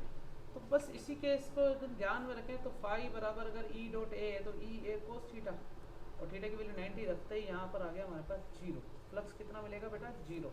ये तो मैथमेटिकली बताया। और अगर थ्योरेटिकली अगर अपन बात करें, ठीक है ना बेटा, थ्योरेटिकली अगर मैं बात करूँ तो हमारे पास ये सेक्शन है, ठीक है, ऐसा कुछ है। और इलेक्ट्रिक फील्ड लाइन कैसे जा रही है बच्चों? ऐसे जा रही है। तो बताओ कौन सी इलेक्ट्रिक फील्ड लाइन ऐसी है जो इसको पेनिट्रेट कर रही है? पेनिट्रेट मतलब इसको काटते हुए जा रही है। तो तुम्हें लग रहा होगा ये सब काटते हुए जा रही है, तो बच्चों ऐसा कुछ नहीं है। जैसे मान लो ये है हमारे पास और इलेक्ट्रिक फील्ड लाइन ऐसी जा रही है, तो बताओ ये इसको काटेगी तो ऐसा ना जब परपेंडिकुलर घुसेगी या थोड़ा सा टेढ़ा है, ये बिल्कुल पैरेलल जा रही है इसकी, तो ये इसको काट के कभी नहीं जाएगी। इसका मतलब no flux passing through from this surface area. इसीलिए अपन क्या बोलेंगे, फ्लक्स क्या है बच्चों? इसका 0 है। बोलो हाँ, समझ में आया? तो पैरेलल होना चाहिए बच्चों, ये याद रख लेना कि अगर मैं बात करूँ इलेक्ट्रिक फील्ड पैरेलल है सरफेस के, या फिर इलेक्ट्रिक फील्ड परपेंडिकुलर है एरियल वेक्टर के। बच्चों सरफेस और एरियल वेक्टर एक दूसरे के परपेंडिकुलर होता है, पता है ना? इसीलिए तो इन दोनों केस में फाई हमेशा क्या होगा? 0 होगा, ये याद रख लेना बच्चों, ठीक है। नेक्स्ट क्वेश्चन हमारे सामने स्क्रीन पर, स्क्वायर सरफेस। बच्चों फाई इसमें भी 0 आएगा, चाहे आधा लो चाहे पूरा लो, क्वेश्चन पढ़ लो, इसका भी आंसर 0 आएगा। और पहले वाले का आंसर मैंने बताया नहीं बताया? आंसर 0 आएगा इसका, ये कुछ नहीं है ना, ठीक है ना बेटा? तो इसका भी आंसर 0 कैसे आया? क्योंकि अपन को पढ़ लो question. Also the plane of the plane repeated only the lower half, मतलब अपन को बोल रखा है कि इलेक्ट्रिक फील्ड जो है वो केवल आधे पार्ट पे जा रही है, लेकिन पैरेलल है बच्चों। ये देख लेना डायग्राम में तुम्हें साफ दिख रहा है। तो यहाँ पे भी फ्लक्स क्या होगा, 2006 में पूछा गया इतना सिंपल क्वेश्चन, 0 आएगा इसका आंसर। नेक्स्ट क्वेश्चन देखो चलो जल्दी से। डाइपोल वाली बात हो रही है बच्चों, इलेक्ट्रिक डाइपोल की बात हो रही है।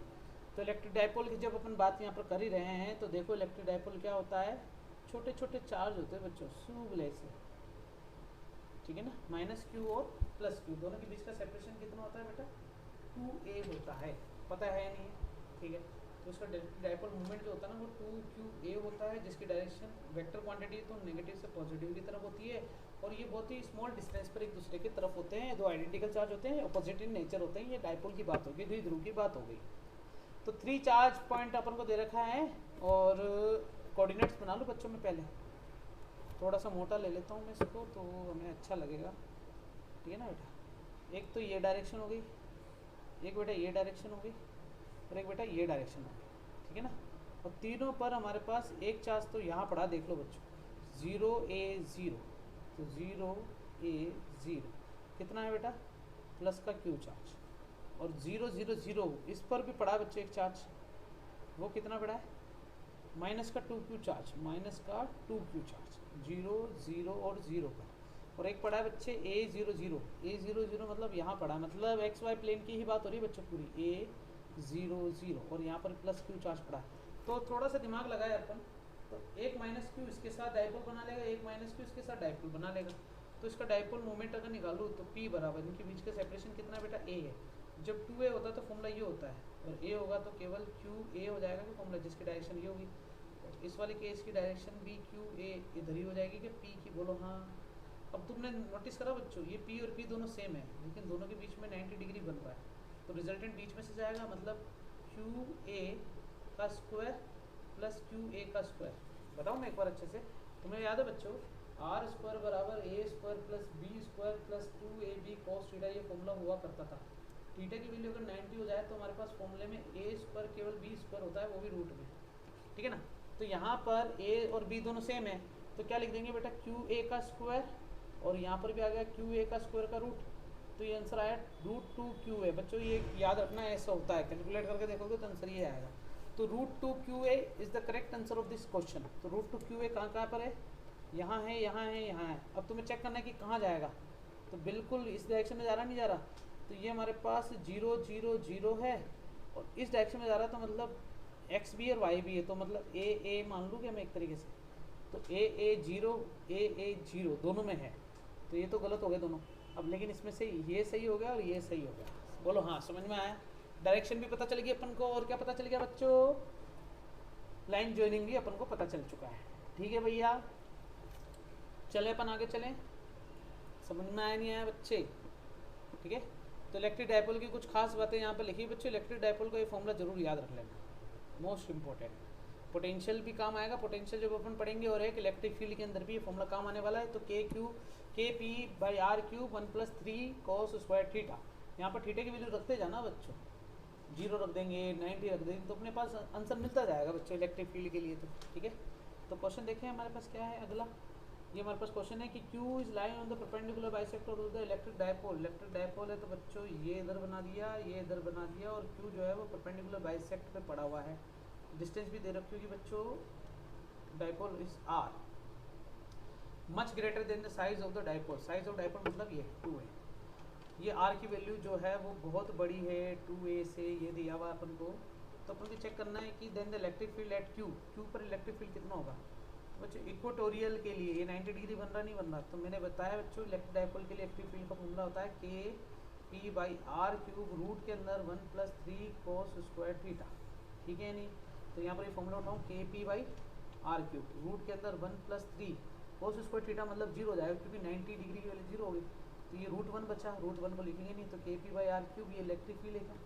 तो बताओ इलेक्ट्रिक फील्ड एक तो डायरेक्टली प्रोपोर्शनल है K के P के, और इनवर्सली प्रोपोर्शनल किसके बच्चे, R³ पे। तो K तो कांस्टेंट हटा दो, तो एक तो P आएगा सिंगल और एक R³। ओहो, तो हमारे पास आंसर D है इसका। 1998 में पूछा गया क्वेश्चन है, समझ में आया बच्चों, जल्दी से बोलो हाँ हाँ हाँ, आ गया हमें, बोलो बच्चों हाँ, समझ में आया नहीं आया। अगला क्वेश्चन देखे अपन बच्चों, dipole in a uniform external field क्या बच्चे, dipole in a uniform external field, कि यूनिफॉर्म एक्सटर्नल फील्ड में डाइपोल कितना रहने वाला है। ठीक है ना बच्चे। तो इस वाले केस में देख लेना बच्चों, टॉर्क का फॉर्मूला है P क्रॉस E, ये हमें पता है, बस मैक्सिमम मिनिमा ये सब चीज़ें तुम्हें पता थी। टॉर्क क्यों है बच्चों, क्योंकि यूनिफॉर्म इलेक्ट्रिक फील्ड में रोटेट करने लग जाता है। ये डेरिवेशन तुमने पढ़ा भी होगा बच्चों, तो ये वाला पेपर पढ़ के देखना, स्क्रीनशॉट लेके, तुम्हें समझ में आएगा, सारी पुरानी यादें ताज़ा हो जाएगी बच्चों। ठीक है, चलो क्वेश्चन देखो कि electric dipole place at an angle 30 degree, तो थीटा की वैल्यू दे देगी 30 degree. What with an electric field intensity, electric field intensity कितना दे रखा है बच्चों, 2 × 10⁵ न्यूटन पर कूलम। टॉर्क भी दे रखा है बच्चों 4 न्यूटन मीटर। तो क्या निकालना बच्चों, चार्ज ऑन द डाइपोल। ओहो, तो टॉर्क बराबर क्या होता था बेटा, P क्रॉस E, तो इसका फॉर्मूला है PE sin थीटा, और यहाँ क्या चल रहा है बेटा, टॉर्क चल रहा है। टॉर्क की वैल्यू 4 है और P चल रहा है, E की वैल्यू है 2 × 10⁵, और sin 30 की वैल्यू 1/2 है ना। तो 1/2 की बात करें तो 4 के नीचे तो एक तो हो गया 2 × 10⁵ का डिवाइड, और 1/2 का भी डिवाइड, और यहाँ चल रहा है P, 2 से 2 कैंसिल। P की वैल्यू क्या होती है बेटा, 2QA, बोलो हाँ। और इनके बीच में सेपरेशन दे रखा 2 सेंटीमीटर, मतलब 2A की वैल्यू दे रखी 2 सेंटीमीटर। याद रख लेना बेटा, -Q और +Q इन दोनों के बीच का सेपरेशन होता है 2A, जिसकी वैल्यू कितनी दे रखी है, 2 सेंटीमीटर। ठीक है ना बच्चे। तो यहाँ पर देखो Q × 2 सेंटीमीटर को 10⁻² लिख दिया मैंने, और इसको इक्वेट करो इस पर, तो बताओ 2 × 10⁻² × Q बराबर 4 × 10⁵ बच रहा है एक तो Q = हो जाएगा 4 डिवाइडेड बाय 2 × 10⁻², 10⁵। 2 से 2 काटूंगा तो 2, ये कटेगा तो 10 की पावर ऊपर माइनस का 3 हो जाएगा, वो भी मीटर सॉरी कूलम में आया आंसर, तो 2 मिली कूलम। सही है बच्चों, 2 × 10⁻³ कूलम, तो 2 मिली कूलम, ये इसका आंसर आ चुका है। B option is the correct answer of this question. बोलो हाँ बच्चों, समझ में आया नहीं आया, जल्दी से देख लो अच्छे से, देख लो अच्छे से, अगला क्वेश्चन पढ़े पर। ठीक है, अगला क्वेश्चन बड़ा सिंपल क्वेश्चन है, टॉ बराबर P क्रॉस E होता है, ना कि डॉट होता है, प्लस माइनस कुछ नहीं होता, P क्रॉस E होता है। ठीक है ना बच्चों, बी आंसर इसका सही है। अगला क्वेश्चन पढ़ो जल्दी से पढ़ो बच्चों। अगला कंटिन्यूस चार्ज डिस्ट्रीब्यूशन, तुम्हें पता है बच्चों कंटिन्यूस चार्ज डिस्ट्रीब्यूशन क्या होता है। तो कंटिन्यूस चार्ज डिस्ट्रीब्यूशन को पढ़ने के लिए, जैसे मान लो ये हमारे पास एक लाइन, ये बच्चों हमारे पास एक सरफेस, और ये बच्चों हमारे पास वॉल्यूमेट्रिक। तो इसके अंदर अगर चार्ज का ऐसे डिस्ट्रीब्यूशन किया जाए, लाइन के अंदर, ये सरफेस के अंदर, ये वॉल्यूम के अंदर, ठीक है, तो इनको डिवाइड किया गया यूनिफॉर्मली चार्ज डिस्ट्रीब्यूशन में। तो ये होता है linear charge distribution, surface charge distribution, volumetric charge distribution, मतलब रो। मतलब ये फॉर्मूला जो होता है वो होता है बेटा चार्ज पर यूनिट एरिया। ये होता है बेटा चार्ज पर यूनिट, अरे चार्ज पर यूनिट लेंथ, ये चार्ज पर यूनिट एरिया, और ये होता है बेटा चार्ज पर यूनिट वॉल्यूम। तो इन तीनों केस की अगर अपन बात करें तो लैम्डा तो हो गया बच्चों हमारे पास Q/L, सिग्मा हो गया बेटा Q/A, और रो हो गया बेटा Q/V। अब बस जैसा शेप वैसी लेंथ, एरिया और वॉल्यूम हमें पता होना चाहिए। ठीक है ना। चलो देखो क्वेश्चन देखो, स्फेरिकल कंडक्टर, ओहो बच्चों देखो, spherical conductor of radius 10 centimetre has the charge. Conductor दे रखा बच्चों, तो कंडक्टर स्फेरिकल है, तो उस पर चार्ज कहाँ होता है पता है ना, कंडक्टर पर चार्ज बाहर की तरफ होता है। तुम्हें पता है बच्चों कंडक्टर में चार्ज बाहर की तरफ क्यों होता है, ये किसी को पता करना है, पता करवाऊँ, देख लो एक बार। अपन बात करें कि कंडक्टर में चार्ज बाहर की तरफ क्यों होता है, तो मान लेते हैं ये कंडक्टर है। कंडक्टर की खास बात पॉजिटिव नेगेटिव, मतलब ये न्यूट्रल मेटल है मान लो, तो जितने पॉजिटिव होंगे उतने नेगेटिव होंगे, हाँ है ना। लेकिन कंडक्टर के लिए तुमने एक अफवाह सुनी बच्चों कि इसमें जो है फ्री इलेक्ट्रॉन मौजूद होते हैं। फ्री इलेक्ट्रॉन मतलब चार्ज जो होते हैं बिल्कुल फ्री टू मूव होते हैं। इसका मतलब जैसे ही अगर मैं यहाँ कोई एक्सटर्नल इलेक्ट्रिक फील्ड प्रोवाइड करवाता हूँ इस तरीके से, ठीक है ना बेटा, तो क्या होगा कि थोड़ी देर बाद पता चला कि जितने भी पॉजिटिव चार्ज जो हैं, क्योंकि इलेक्ट्रिक फील्ड कहाँ से है, यहाँ से है, तो यहाँ पॉजिटिव चार्ज हुए होंगे, जितने पॉजिटिव चार्ज है वो पीछे हट जाते हैं ऐसे, और जो नेगेटिव चार्ज है वो आगे आ जाते हैं ऐसे। किसकी वजह से बच्चों, ये एक्सटर्नल इलेक्ट्रिक फील्ड की वजह से, बोलो हाँ। तो जब ऐसा कुछ हो गया तो यहाँ पर एक खुद का एक रीजन बन चुका है बच्चों पॉजिटिव और नेगेटिव चार्ज का, जिसकी वजह से अंदर खुद से एक नया इलेक्ट्रिक फील्ड डेवलप हो जाएगा कि जिसको मैं बोलूँगा इंड्यूस्ड चार्ज। इंड्यूस्ड पता है ना बच्चों, इंडक्शन पढ़ा ना अपन ने, तो चार्ज चार्जिंग ऑफ बॉडी के अंदर अपन पढ़ा था इंडक्शन में। तो यहाँ पर किसी इलेक्ट्रिक फील्ड के इन्फ्लुएंस में आके अगर चार्ज इलेक्ट्रिक फील्ड बन जाए तो वो इंड्यूस्ड इलेक्ट्रिक फील्ड हो गई। तो अपन को पता है कि अगर मैं इसकी नेट इलेक्ट्रिक फील्ड की बात करता हूँ तो वो ई एक्सटर्नल माइनस ई इंड्यूस के बराबर होगी, क्योंकि डायरेक्शन अपोजिट है। और तुम सोचो ना ई इंड्यूस कब तक बढ़ती रहेगी, जब तक ये सारे चार्ज सेपरेट ना हो जाए। सेपरेट मतलब ई नेट की वैल्यू जीरो ना हो जाए। समझ रहे हो बच्चों, ये जब तक बढ़ता रहेगा जब तक ई नेट की वैल्यू जीरो ना हो जाए, सारे चार्ज सेपरेट ना हो जाए। इसका मतलब सारे चार्ज कहाँ चले गए बच्चों, किनारों पर। कहाँ पर बच्चों, किनारों पर। तो मैंने तुम्हें बता दिया किसी भी कंडक्टर पर चार्ज सरफेस पर क्यों होते हैं बच्चों। वैसे तो कंडक्टर पर चार्ज अंदर ही होता है, लेकिन under the influence of any external electric field the charge will go outside और सरफेस पर जाके चार्ज माउंट हो जाते हैं, just because of induction charge. Induce charge अंदर आ जाता है या फिर इंड्यूस इलेक्ट्रिक फील्ड अंदर जनरेट हो जाती है। याद रख लोगे इसको बच्चों। और अंदर इलेक्ट्रिक फील्ड जीरो होती है कंडक्टर के अंदर, ये मैंने बता दिया और इसका प्रूफ भी देख लेंगे बाद में। आओ बच्चों, ये क्वेश्चन क्या कहता है पढ़ लो। तो क्वेश्चन में अपन ने पढ़ लिया काफ़ी सारी चीज़। इसकी रेडियस दे रखी बच्चों मुझे 10 सेंटीमीटर, और बोला कि भैया 15 सेंटीमीटर अपार्ट पर इलेक्ट्रिक फील्ड बताओ। हो 15 सेंटीमीटर मतलब यहाँ पर 15 सेंटीमीटर पर इलेक्ट्रिक फील्ड बतानी है। अच्छा तो 22 में पूछा गया क्वेश्चन इतना सिंपल, के क्यू बाई आर स्क्वायर, के की वैल्यू 9 इंटू 10⁹ चार्ज मुझे दे रखा है बेटा 3.2 इंटू 10⁻⁻7 घुमाने के लिए बोल रखा है, इसका यूज ही नहीं है। और 15 सेंटीमीटर है तो 15 इंटू 15 इंटू 10⁻⁻2 10⁻⁻2 दो बार लिखना पड़ेगा। तो 10⁻⁻2 -2 कट गया तो 10⁻⁻3 हो गया, और ऊपर चल रहा 9 10⁻9 3 2 से पॉइंट हटा के नीचे 10 लगा दिया, और इधर चल रहा 15 इंटू 15 3 3 9 3 5 15 3 1 3 3 5 15 तो ऊपर हो गया बच्चों 32, नीचे हो गया 25 इंटू 10⁻⁻4 हो चुका है लगभग बच्चे, और 10⁻9 तो चल ही रहा है। तो 9 को 5 से अगर करेंगे तो 10⁻5 आ गया। तो यार आंसर तो तुम्हें पता है, ये कैलकुलेट करोगे तो ये आ ही जाएगा चारों। तुम्हें देखना है कि आंसर क्या सही है। तो 10⁻5 बड़ा सिंपल क्वेश्चन था, 10⁻5 इसका आंसर आ चुका है। समझ में आ गया बच्चों, ठीक है। आगे चले कंटिन्यू करें अपन। नेक्स्ट क्वेश्चन है बच्चों, चलो देखो। A thin conducting ring of radius r is given a charge plus q। अच्छा भैया, इस पर टोटल चार्ज कितना दिया हुआ बच्चों ये, और कंडक्टिंग है तो चारों तरफ चार्ज पॉजिटिव ऐसे होगा। अब जरा मैं तुम्हें कुछ कहानी बताने वाला हूँ बच्चों, ठीक है ना। क्या बताने वाला हूँ, बढ़िया सिंपल सी एक कहानी या फिर एक फॉर्मूला तुम्हारे सामने रखना चाहता हूँ कि कभी भी सेगमेंट वाला अगर कोई सेक्शन आ जाता है, जैसे मान लो कि मैंने यहाँ पर ये बनाया है और इसी के अंदर केवल और केवल इतने से सेक्शन के लिए ही मामला सेट हो रखा है। क्या बच्चे, केवल इतने से सेक्शन के लिए ही मामला सेट हो रखा है।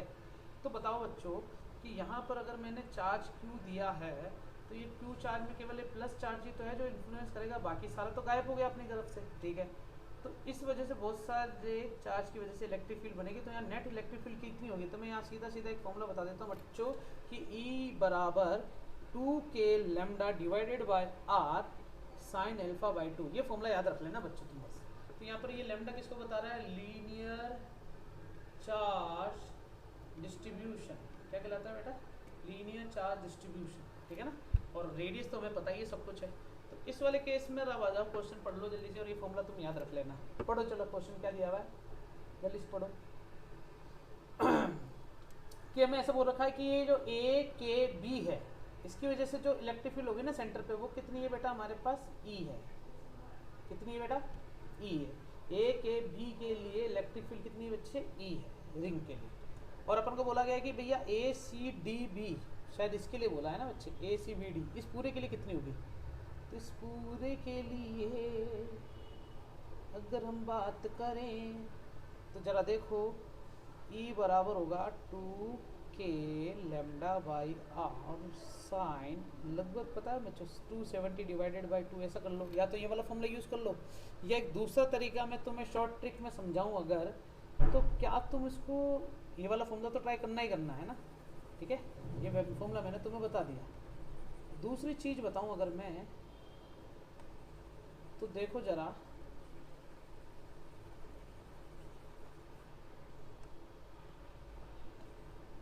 कि यहाँ पर हमें ऐसा कुछ बोला गया है।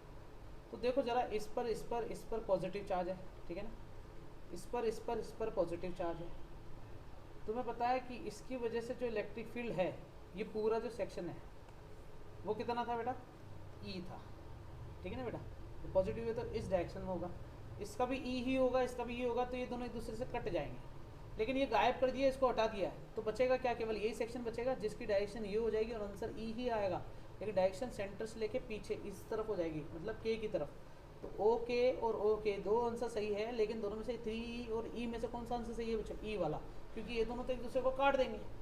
और तुम इस वाले तरीके से भी करके देखना बच्चों, आंसर आने वाला है बच्चों, बड़ा सिंपल, ठीक है ना। इस वाले तरीके से करोगे तब भी आंसर वही आने वाला है, ठीक है। अब तुम बोलोगे सर यहाँ पर के आर लेमडा इसमें कन्फ्यूजन हो रहा है, तो बच्चों कोई बात नहीं, मत करना। के आर लेमडा को बाद में सब्स्टिट्यूट कर देना इस वाले फॉर्मूले से, ठीक है ना। क्योंकि देखो बच्चों, जब 90 डिग्री रखा था तब आंसर ई मिला था, ऐसा बोला गया अपन। और जब 270 रखेंगे तब आंसर क्या मिलने वाला है, ये अपन को देखना है। तो ज़रा देखो, साइन 90/2 मतलब 45 डिग्री, और साइन 270/2 करते हैं तो शायद 135 समथिंग आता है। और तुम्हें पता है साइन की वैल्यू 45 और 135 दोनों पे सेम होती है 1/√2, इसलिए आंसर तो सेम आएगा, ठीक है। अगला क्वेश्चन पढ़ो चलो जल्दी से। हाँ, सेमी सर्कल है तो मतलब 180 डिग्री आएगा बच्चे। तो 2k lambda by R sine alpha by 2, 180 मतलब 90 डिग्री, साइन 90 की वैल्यू 1, तो 2k lambda by r answer आ गया। k की वैल्यू रखना चाहो तो 4 pi epsilon not lambda by r, 2 से 2 काट दो तो lambda by 2 pi epsilon not into r. वाह भाई वाह। तो लेमडा ऊपर आ रहा है अकेला अकेला, ये दोनों तो गलत हो गए।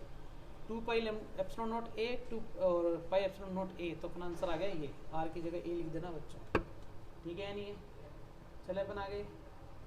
अब आता है बच्चों हमारे पास गाउस लॉ, और गाउस लॉ समझाने के लिए कुछ ज़्यादा हमें समझने की ज़रूरत नहीं है, क्योंकि बच्चों फाई का तुम्हें फॉर्मूला शायद याद होगा, क्या होता था, ई डॉट डी आर, बोलो हाँ, ठीक है ना, sorry E dot D A, ये हमारे पास फाई के लिए फॉर्मूला होता है।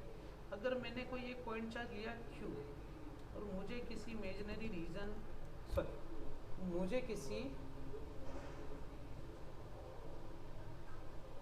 आर डिस्टेंस पर, यहाँ पर सेपरेशन कितना आर है, और यहाँ पर इलेक्ट्रिक फील्ड निकालनी है, तो तुम्हें पता है के क्यू बाई आर स्क्वायर मिला, ठीक है ना बेटा। तो ये जो फाई होगा वो कितना होगा, देखो बच्चों पहले अपन को करना पड़ेगा इसका इमेजिनरी एरिया बनाना पड़ेगा। तो इलेक्ट्रिक फील्ड ऐसे एरिया हो गया बेटा 4 पाई आर स्क्वायर, ठीक है ना, दोनों 90 डिग्री पर है, तो हमारे पास सॉरी दोनों 0 डिग्री पर है, तो ई ए कॉस थीटा 0 डिग्री की वजह से, तो ई ए आंसर आया। ई की वैल्यू है के क्यू बाई आर स्क्वायर, और एरिया है 4 पाई आर स्क्वायर, आर स्क्वायर से आर स्क्वायर कट गया, तो के क्यू इंटू 4 पाई, के की वैल्यू 1/4 पाई क्यू 4 पाई, और नीचे एप्सिलॉन नॉट चल रहा है, 4 पाई से 4 पाई कट गया, तो क्यू अपन एप्सिलॉन नॉट, ये मुझे फाई मिला है बच्चों। तो ये गाउस लॉ कहलाता है बच्चों एक्चुअली में, क्यू अपॉन एप्सिलॉन नॉट, ये फाई, तो मतलब नेट फ्लक्स ऐसे मिलेगा। तो गाउस लॉ को फिर थोड़ा सा और मॉडिफाइड करते हैं अपन बच्चों। गाउस लॉ के लिए इमेजिनरी एरिया तो होना चाहिए, तो तुम्हें पता चल गया, ठीक है ना बच्चों। गाउस लॉ है जो इमेजिनरी एरिया पे काम करता है, तो मुझे पता चलेगा कि जो नेट फ्लक्स होगा वो क्यू अपॉन एप्सिलॉन नॉट होगा। फिर क्या हुआ बच्चों, जैसे मान लो हमारे पास एक ऑब्जेक्ट है ऐसा, इस तरीके से, और नेट इलेक्ट्रिक फील्ड जो है ना वो बाहर से आ रही है ऐसे, फ्लेक्स इलेक्ट्रिक फील्ड लाइन है। तो सोचो जरा, यहाँ से जो है वो 90 डिग्री से एंटर हुआ है, और ये भी 90 डिग्री पर एंटर हुआ, लेकिन एरिया तो यही है ना इस डायरेक्शन में, इसका भी एरिया इसी डायरेक्शन में है। तो मतलब इसका एरिया अगर ए स्क्वायर मानूँ आई केप, इसका भी एरिया ए स्क्वायर लेकिन माइनस का आई केप मानूँ, तो तुम कुछ भी करो बच्चों, ई ए के हिसाब से ये पॉजिटिव मिलेगा और ये नेगेटिव मिलेगा, और दोनों से आंसर 0 हो जाएगा। तो इससे पता चला कि फाई जो है वो 0 होता है जब ई बाहर से आता है। इससे कंक्लूजन निकाला गया कि जितना फ्लक्स अंदर एंटर हुआ उतना को उतना ये बाहर भी निकल चुका है। तो ये गाउस के अंदर से अपन इसको यूज़ करेंगे। फिर बच्चों एक चीज़ और आई हमारे पास, क्या आई वो, कि अगर मैं कोई सा भी एक सिस्टम लेता हूँ मेरे हिसाब से आइसोलेटेड सिस्टम, जिसमें एक मैंने रखा Q1 charge, Q2 charge, Q3 charge, Q4 charge, तो सबकी वजह से इलेक्ट्रिक फील्ड लाइन बनेगी बनेगी, बोलो हाँ, हाँ या ना बच्चों? बाहर वाले की भी बनेगी, अंदर वाले की भी बनेगी। तो मैं अगर फाई निकालने जाता हूँ नेट, तो वो Q1 प्लस Q3 बटे एप्सिलॉन नॉट मिलेगा, क्योंकि Q2 और Q3 की वजह से इलेक्ट्रिक फील्ड लाइन जितनी अंदर एंटर हुई उतनी की उतनी बाहर निकल गई है। इस वजह से बाहर वाले की चार्ज की वजह से तो इलेक्ट्रिक फील्ड जीरो हो जाएगी, ठीक है ना, सॉरी फ्लक्स जीरो हो जाएगा, और अंदर वाले के लिए बचेगा। तो गाउस का जो लॉ है ना, अब मैं यहाँ पर कंक्लूजन लिखता हूँ, तो Q inside upon epsilon not, ये है गाउस का नियम एक्चुअली में। गाउस ने बोला था कि जो चार्ज अंदर मौजूद है सिस्टम में सिर्फ उसी का होगा, और उसका आंसर ये है। मतलब गाउस की थ्योरी के अकॉर्डिंग देखा जाए ना, अगर गाउस की थ्योरी के अकॉर्डिंग अगर देखा जाए तो देखो ज़रा, मैं इसको पीछे कर देता हूँ अगर, ठीक है ना, तो हमारे पास काफ़ी सारे शेप्स आ सकते हैं बच्चों। थोड़ा और जूम आउट कर देता हूँ, पीछे करता हूँ इसको, और हमारे पास काफ़ी सारे सिस्टम हो सकते हैं। जैसे मैंने मान लिया ये वाला एक सिस्टम ले लिया, मैंने एक सिलेंडर ले लिया, ठीक है ना बेटा, मैंने एक फ्रस्टम ऑफ कोन ले लिया, ओके, फिर मैंने एक कोन ले लिया छोटा सा, टेट्राहेड्रन ले लिया, स्फीयर ले लिया, हेमिस्फीयर ले लिया। इन सभी केस में अगर चार्ज को मैं इसके अंदर पटक दूँ बच्चों, तो इन सभी चार्ज की वजह से जो नेट इलेक्ट्रिक फील्ड होगा बच्चों, जरूरी नहीं सेंटर पे पटकना है, कहीं पे भी अंदर पटक दो, तो जो नेट फाई मिलेगा अपन को वो Q अपॉन एप्सिलॉन नॉट ही मिलेगा, कुछ भी हो जाए भले, बोलो हाँ। और अगर अंदर नहीं है तो अंदर बना दो उसको। अब अंदर कैसे बनाएंगे तो बात की बात है, देखते हैं जरा बच्चों, ठीक है ना। तो गाउस का अपन स्टार्ट करा है। क्वेश्चन देखो बच्चों स्क्रीन पे हमारे लिए, what is the flux through the cube of a side. बच्चों क्यूब की बात करी है यहाँ पर गाँव वालों ने, तो यहाँ पर मैंने बनाया बच्चे क्यूब, ठीक है ना, लग रहा नहीं लग रहा, ऑफ साइड ए, तो इसकी साइड क्या है बच्चे, ए है। Charge one of its corner, बच्चों चार्ज को इसके किसी एक कॉर्नर पे पटका गया है। तो ये वाला क्वेश्चन करने के लिए जैसे मैं तुम्हें समझाता हूँ, ये है बच्चों हमारे पास एक क्यूब है, ठीक है ना। अगर मैं चार्ज को यहाँ पटकता हूँ इस तरफ, तो इसका कलर भी चेंज करते हैं बच्चों अपन। आई थिंक इसका कलर होना चाहिए येलो कलर, केवल क्या होना चाहिए बेटा, येलो कलर। अभी पता चलेगा येलो कलर क्यों रखा तुमने। तो मैं इसको ढकना चाह रहा हूँ उस चार्ज को, तो ढकने के लिए देखो मैं क्या क्या मशक्क़त करता हूँ। एक तो मैंने यहाँ पर स्क्वायर लगाया, क्या ढक चुका, सॉरी स्क्वायर लगाया, क्या क्यूब लगाया बच्चे ना, क्या ढक गया क्या नहीं ढका। इसके पीछे लगा दूँ, क्या अब ढक चुका है क्या नहीं ढका। इसके एक और लगा देता हूँ इधर से, क्या अब ये ढक चुका है क्या नहीं ढका। ऊपर बच गया ना, तो मेरे को यहाँ ऊपर भी लगाना पड़ेगा, एक मुझे यहाँ पर साइड में भी लगाना पड़ा, एक मुझे एक और पीछे लगाना पड़ा, और एक मुझे इसके लास्ट में पीछे लगाना पड़ा। बताओ बच्चों समझ में आया क्या, जल्दी से देख लो हाँ या ना। क्या ये पूरा ढक चुका है? इसका मतलब मुझे कितने स्क्वायर क्यूब की जरूरत पड़ चुकी है। टोटल 8 क्यूब्स हमने काम आए हैं इस पूरे चार्ज को पैक करने के लिए। किस पूरे चार्ज को पैक करने के लिए बच्चे, इस वाले चार्ज को पैक करने के लिए 8 क्यूब काम आए ना बच्चे, कॉर्नर पे पड़ा था ये। तो इस वाले केस की अगर मैं बात करूँ तो नेट फ्लक्स कितना हो गया, वो आ गया Q अपॉन एप्सिलॉन नॉट। लेकिन ये तो पूरे 8 क्यूब का है। अगर मैं सिंगल क्यूब की बात करूँगा तो Q अपॉन एप्सिलॉन नॉट में 8 में बराबर डिवाइड कर दो बच्चों। ये मुझे पता चला 1 क्यूब के लिए। तुम्हारा आंसर क्या आएगा, बी आएगा। अब ये तुम्हें समझ में आया नहीं आया मुझे नहीं लगता है, लेकिन फिर भी मैं इस क्वेश्चन में थोड़ा सा हेर बदल करता हूँ। अगर चार्ज यहाँ नहीं होता, चार्ज कहाँ होता बेटा, ये क्यूब है और क्यूब के लिए चार्ज पड़ा होता है किसी एक साइड पर इस तरफ ना। तो मैं येलो कलर ले लूँ, यहाँ पर पड़ा है बच्चों चार्ज, ठीक है। तो मुझे इसको पहले पैक करना है। पैक करने के लिए मुझे क्या बनाना पड़ेगा बेटा, क्यूब बनाना पड़ेगा, ठीक है ना। क्या ये पैक हो चुका है क्या, जल्दी से बताओ बताओ, क्या ये पैक हो गया क्या नहीं हुआ, पीछे भी बाकी है ना। ये तो ऊपर से पैक हुआ, तो पीछे पैक करने के लिए मैंने एक तो पीछे रख दिया, क्या हो गया क्या पैक, नहीं बच्चों अभी भी एक नीचे बाकी है। तो क्या नीचे पैक कर दिया कि बच्चे मैंने, देख लो एक बार अच्छे से, पक्का समझ में आ गया। तो इसके लिए कितने क्यूब की जरूरत पड़ी बच्चों, टोटल 4 नंबर ऑफ क्यूब हो गया 4। तो अगर मैं किसी एक के थ्रू निकालने की कोशिश कर रहा हूँ, किसी भी एक के थ्रू, तो 1/4 cube upon epsilon not answer हो जाएगा, बात खत्म, ठीक है। और यही चार्ज अगर कहाँ पड़ा होता बच्चों, कि क्यूब के किसी एक फेस पर पड़ा होता। कहाँ पड़ा होता बेटा, यहाँ पर एक फेस पर पड़ा है। तो मुझे इसको अगर पैक करना है तो कितने क्यूब की जरूरत पड़ेगी, देखे जरा। पैक करने के लिए क्या है, सिंगल एक क्यूब काफ़ी है, देखो पूरा पैक हो चुका है। तो बताओ यहाँ पर किसी एक क्यूब की अगर मैं बात करूँ तो क्यूब अपॉन एप्सिलॉन नॉट तो पूरा है, 1/2 का डिवाइड कर देना। बोलो हाँ, समझ में आया नहीं आया, ठीक है। तो ये आंसर कॉर्नर के लिए था, मैंने फेस के लिए और इसके लिए भी बता दिया। तो ये चीज़ तो मैं यहाँ पर समझाऊंगा मैं और अच्छे से। देखो जरा, एक सिलेंडर है और इलेक्ट्रिक फील्ड बच्चों कहाँ से आ रही है, देख लो बाहर से आ रही है। तो बाहर से आ रही है तो तुम्हें पता है कि ये इलेक्ट्रिक फील्ड और इस इलेक्ट्रिक फील्ड की वजह से यहाँ पर इन दोनों के बीच में एंगल 180 डिग्री हो गया, मतलब नेगेटिव डायरेक्शन है। तो आंसर कुछ भी आए, ई डी एस जो भी है, माइनस आएगा और ये प्लस आएगा, दोनों कट जाएंगे। और ये वैसे 90 डिग्री है तो ये जीरो, तो मतलब टोटल आंसर जीरो मिला। या फिर मैं तुम्हें बोलूँ कि बाहर से कोई भी इलेक्ट्रिक फील्ड आएगी वो आंसर जीरो ही देने वाली है, ठीक है ना बच्चे। अब तुम सोचोगे सर ये क्या लिखा हुआ है, ये तो तुम पढ़ोगे तो समझ में आ जाएगा। यहाँ पे लिखा ना इनसाइड और आउटसाइड दोनों सेम है, दोनों कट जाएंगे। और देखो बच्चे ये वाला क्वेश्चन क्या है, इसमें यह कि इसमें भी इलेक्ट्रिक फील्ड बाहर से आ रही है, शेप भले कैसा भी हो, आंसर जीरो आने वाला है बच्चे, बात खत्म, आंसर जीरो आने वाला है। तुम प्रूफ करो चाहे कुछ भी करो, लेकिन यहाँ पर कंसेप्ट याद रखना। इस वाले में भी इलेक्ट्रिक फील्ड बाहर से आ रही है बच्चों, जीरो आएगा। इस वाले में भी इलेक्ट्रिक फील्ड बाहर से आ रही है, जीरो आएगा। ये इसके प्रूफ्स भी है साथ में।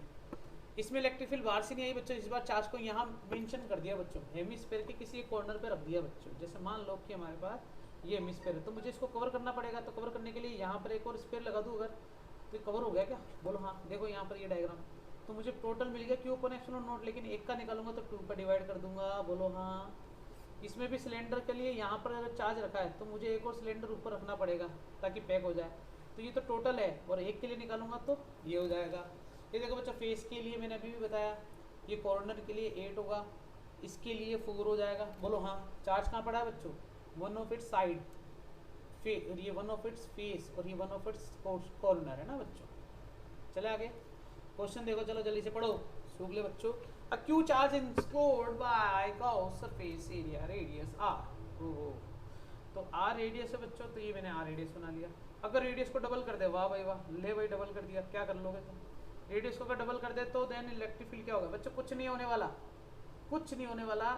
इसकी वजह से जो फ्लक्स बाहर निकलेगी वो उतनी की उतनी फ्लक्स इससे भी बाहर निकलने वाली, क्योंकि बच्चों फ्लक्स का जो फॉर्मूला है ना वो Q inside upon epsilon not पे डिपेंड करता है। मान लो अंदर चार्ज क्यू है तो इसके लिए भी तो चार्ज अंदर क्यू ही है, तो आंसर वही मिलने वाला है, एप्सिलॉन नॉट तो कांस्टेंट है, तो रिमेन्स द सेम। शेप भले बड़ा कर दो, छोटा कर दो, कुछ भी कर दो, आंसर क्या आने वाला बच्चे, सेम आने वाला। अंदर चार्ज कितना मौजूद है उस पर।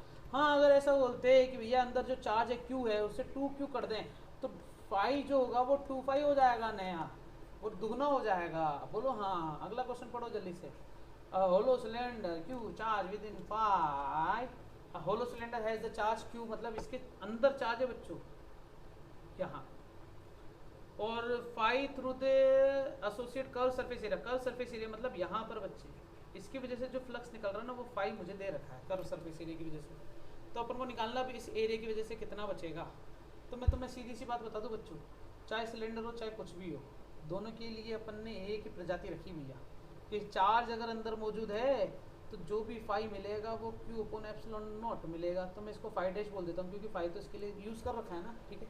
तो देखो एक तो इसकी वजह से, और एक इसकी वजह से, और एक किसकी वजह से बेटा, कर्व सरफेस एरिया की वजह से। किसकी वजह से, कर्व सरफेस एरिया। अब कर्व सरफेस एरिया का मतलब हो गया है, मान लेना ये पूरा कर्व सरफेस एरिया, तो इसकी वजह से 3 हमारे पास एरिया मिल चुके हैं। तो कर्व सरफेस एरिया कुछ भी लो इस तरीके से होगा, जिसका आंसर है 4 2 पाई। अगर इसकी रेडियस कुछ दे रखी होती, आर और हाइट दे रखा होता तो ये होता, इसका आंसर आएगा पाई आर स्क्वायर, इसका भी आंसर आएगा पाई आर स्क्वायर। तो तुम्हें पता चल गया इन दोनों का एरिया सेम है, इन दोनों का एरिया सेम है। अगर एरिया सेम है तो दोनों से फ्लक्स भी सेम निकलेगा। तो मैं अगर टोटल फ्लक्स बनाऊँ, नेट फ्लक्स, तो एक तो वो फाई जो कर्व सरफेस से निकल रहा है, और एक फाई 1 एक फाई 2, ये मान लो 1 के लिए है और ये मान लो 2 के लिए है। मैंने बोल दिया बच्चों ये ए पॉइंट का एरिया है और ये सी पॉइंट का एरिया, ठीक है ना बच्चों, इस डायग्राम के हिसाब से ये ए पॉइंट था ना, ठीक है। तो फाई 1 और फाई 2 का एरिया सेम है तो फ्लक्स भी सेम होगा। तो मैं इसको फाई कितना मान लेता हूँ, ये फाई हो गया, तो फाई 1 और फाई 1 को फाई नोट बोल देता हूँ, दोनों सेम है। तो ये हो गया बेटा 2 फाई नोट, और यहाँ आ गया फाई। और तुम्हें पता है नेट कितना, आंसर यही मिलने वाला है, आंसर नेट तो यही मिलने वाला है। मुझे निकालना फाई नोट, क्योंकि इसकी वजह से भी फाई नोट है, इसकी वजह से फाई नोट है, तो ये फाई नोट निकाल लो, आंसर आ जाएगा। तो उसको मैं माइनस करो, Q upon epsilon note minus का फाई बराबर 2 फाई नोट, 2 का डिवाइड करो तो 1/2 Q by epsilon note minus का फाई, ये हमारे पास आंसर आई, ठीक है बच्चे, ये हमारे पास आंसर आई। तो ये आंसर है बच्चों डी इसका। कुछ नहीं है, कर्ल सरफेस का दे रखा, बाकी दो सरफेस का निकालना था, तो दो का डिवाइड तो हमें करना ही था।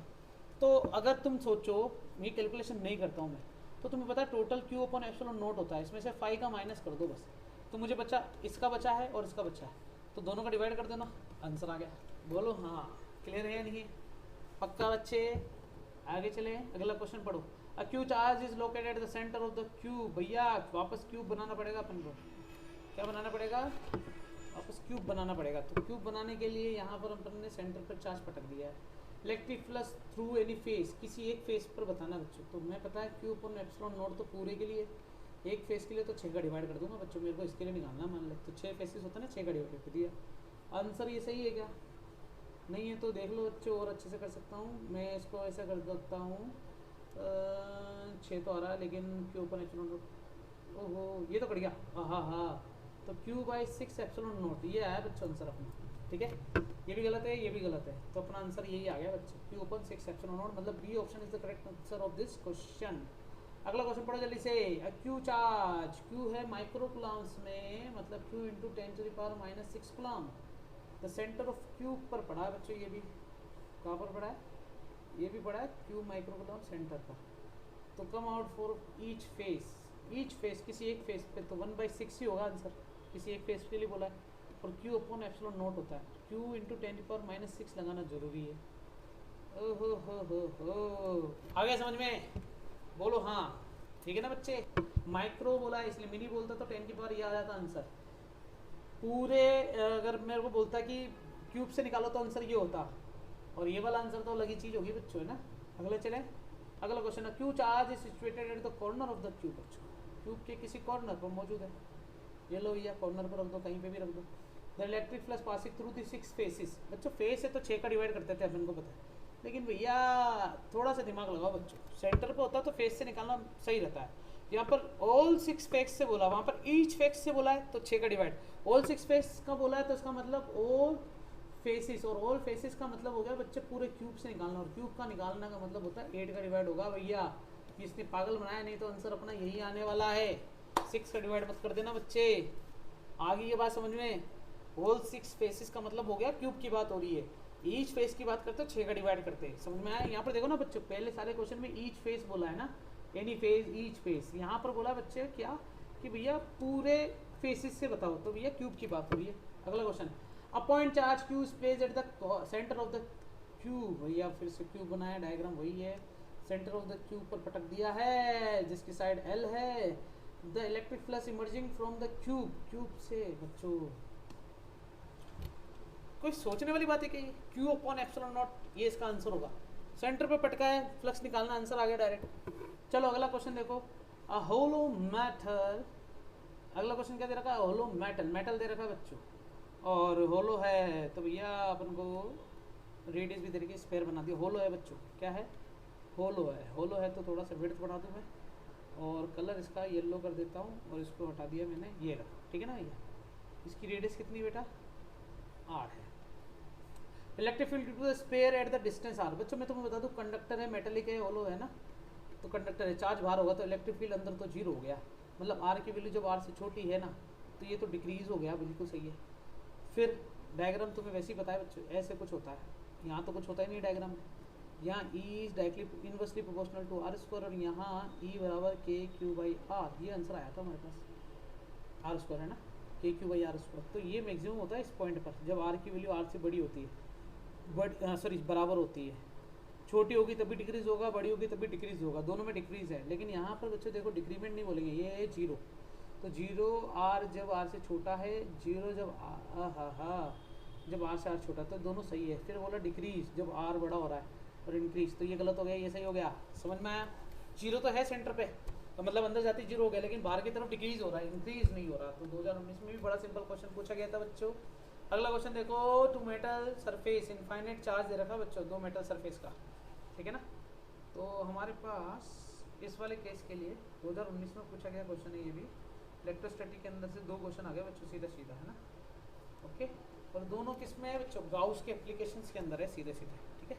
तो टू पैरेलल इनफाइनाइट प्लेट, ये प्लस का लेमडा है, ये माइनस का लेमडा है। अगर मिड वे पर बात करूँ तो प्लस लेमडा बोलेगा भाग जाए यहाँ से, माइनस बोलेगा आ जाए यहाँ पर, तो दोनों की इलेक्ट्रिक फील्ड जुड़ेगी बच्चों, बस और तुम पता है वायर की वजह से 2k लेमडा बाई आर मतलब इनके बीच का सेपरेशन कितना दिया हुआ है देखो 2r है, तो ये r है ये भी r है, तो यहाँ पर आएगा ये भी 2k लेमडा बाई आर ही होगा, दोनों जुड़ेंगे बस ये याद रखना।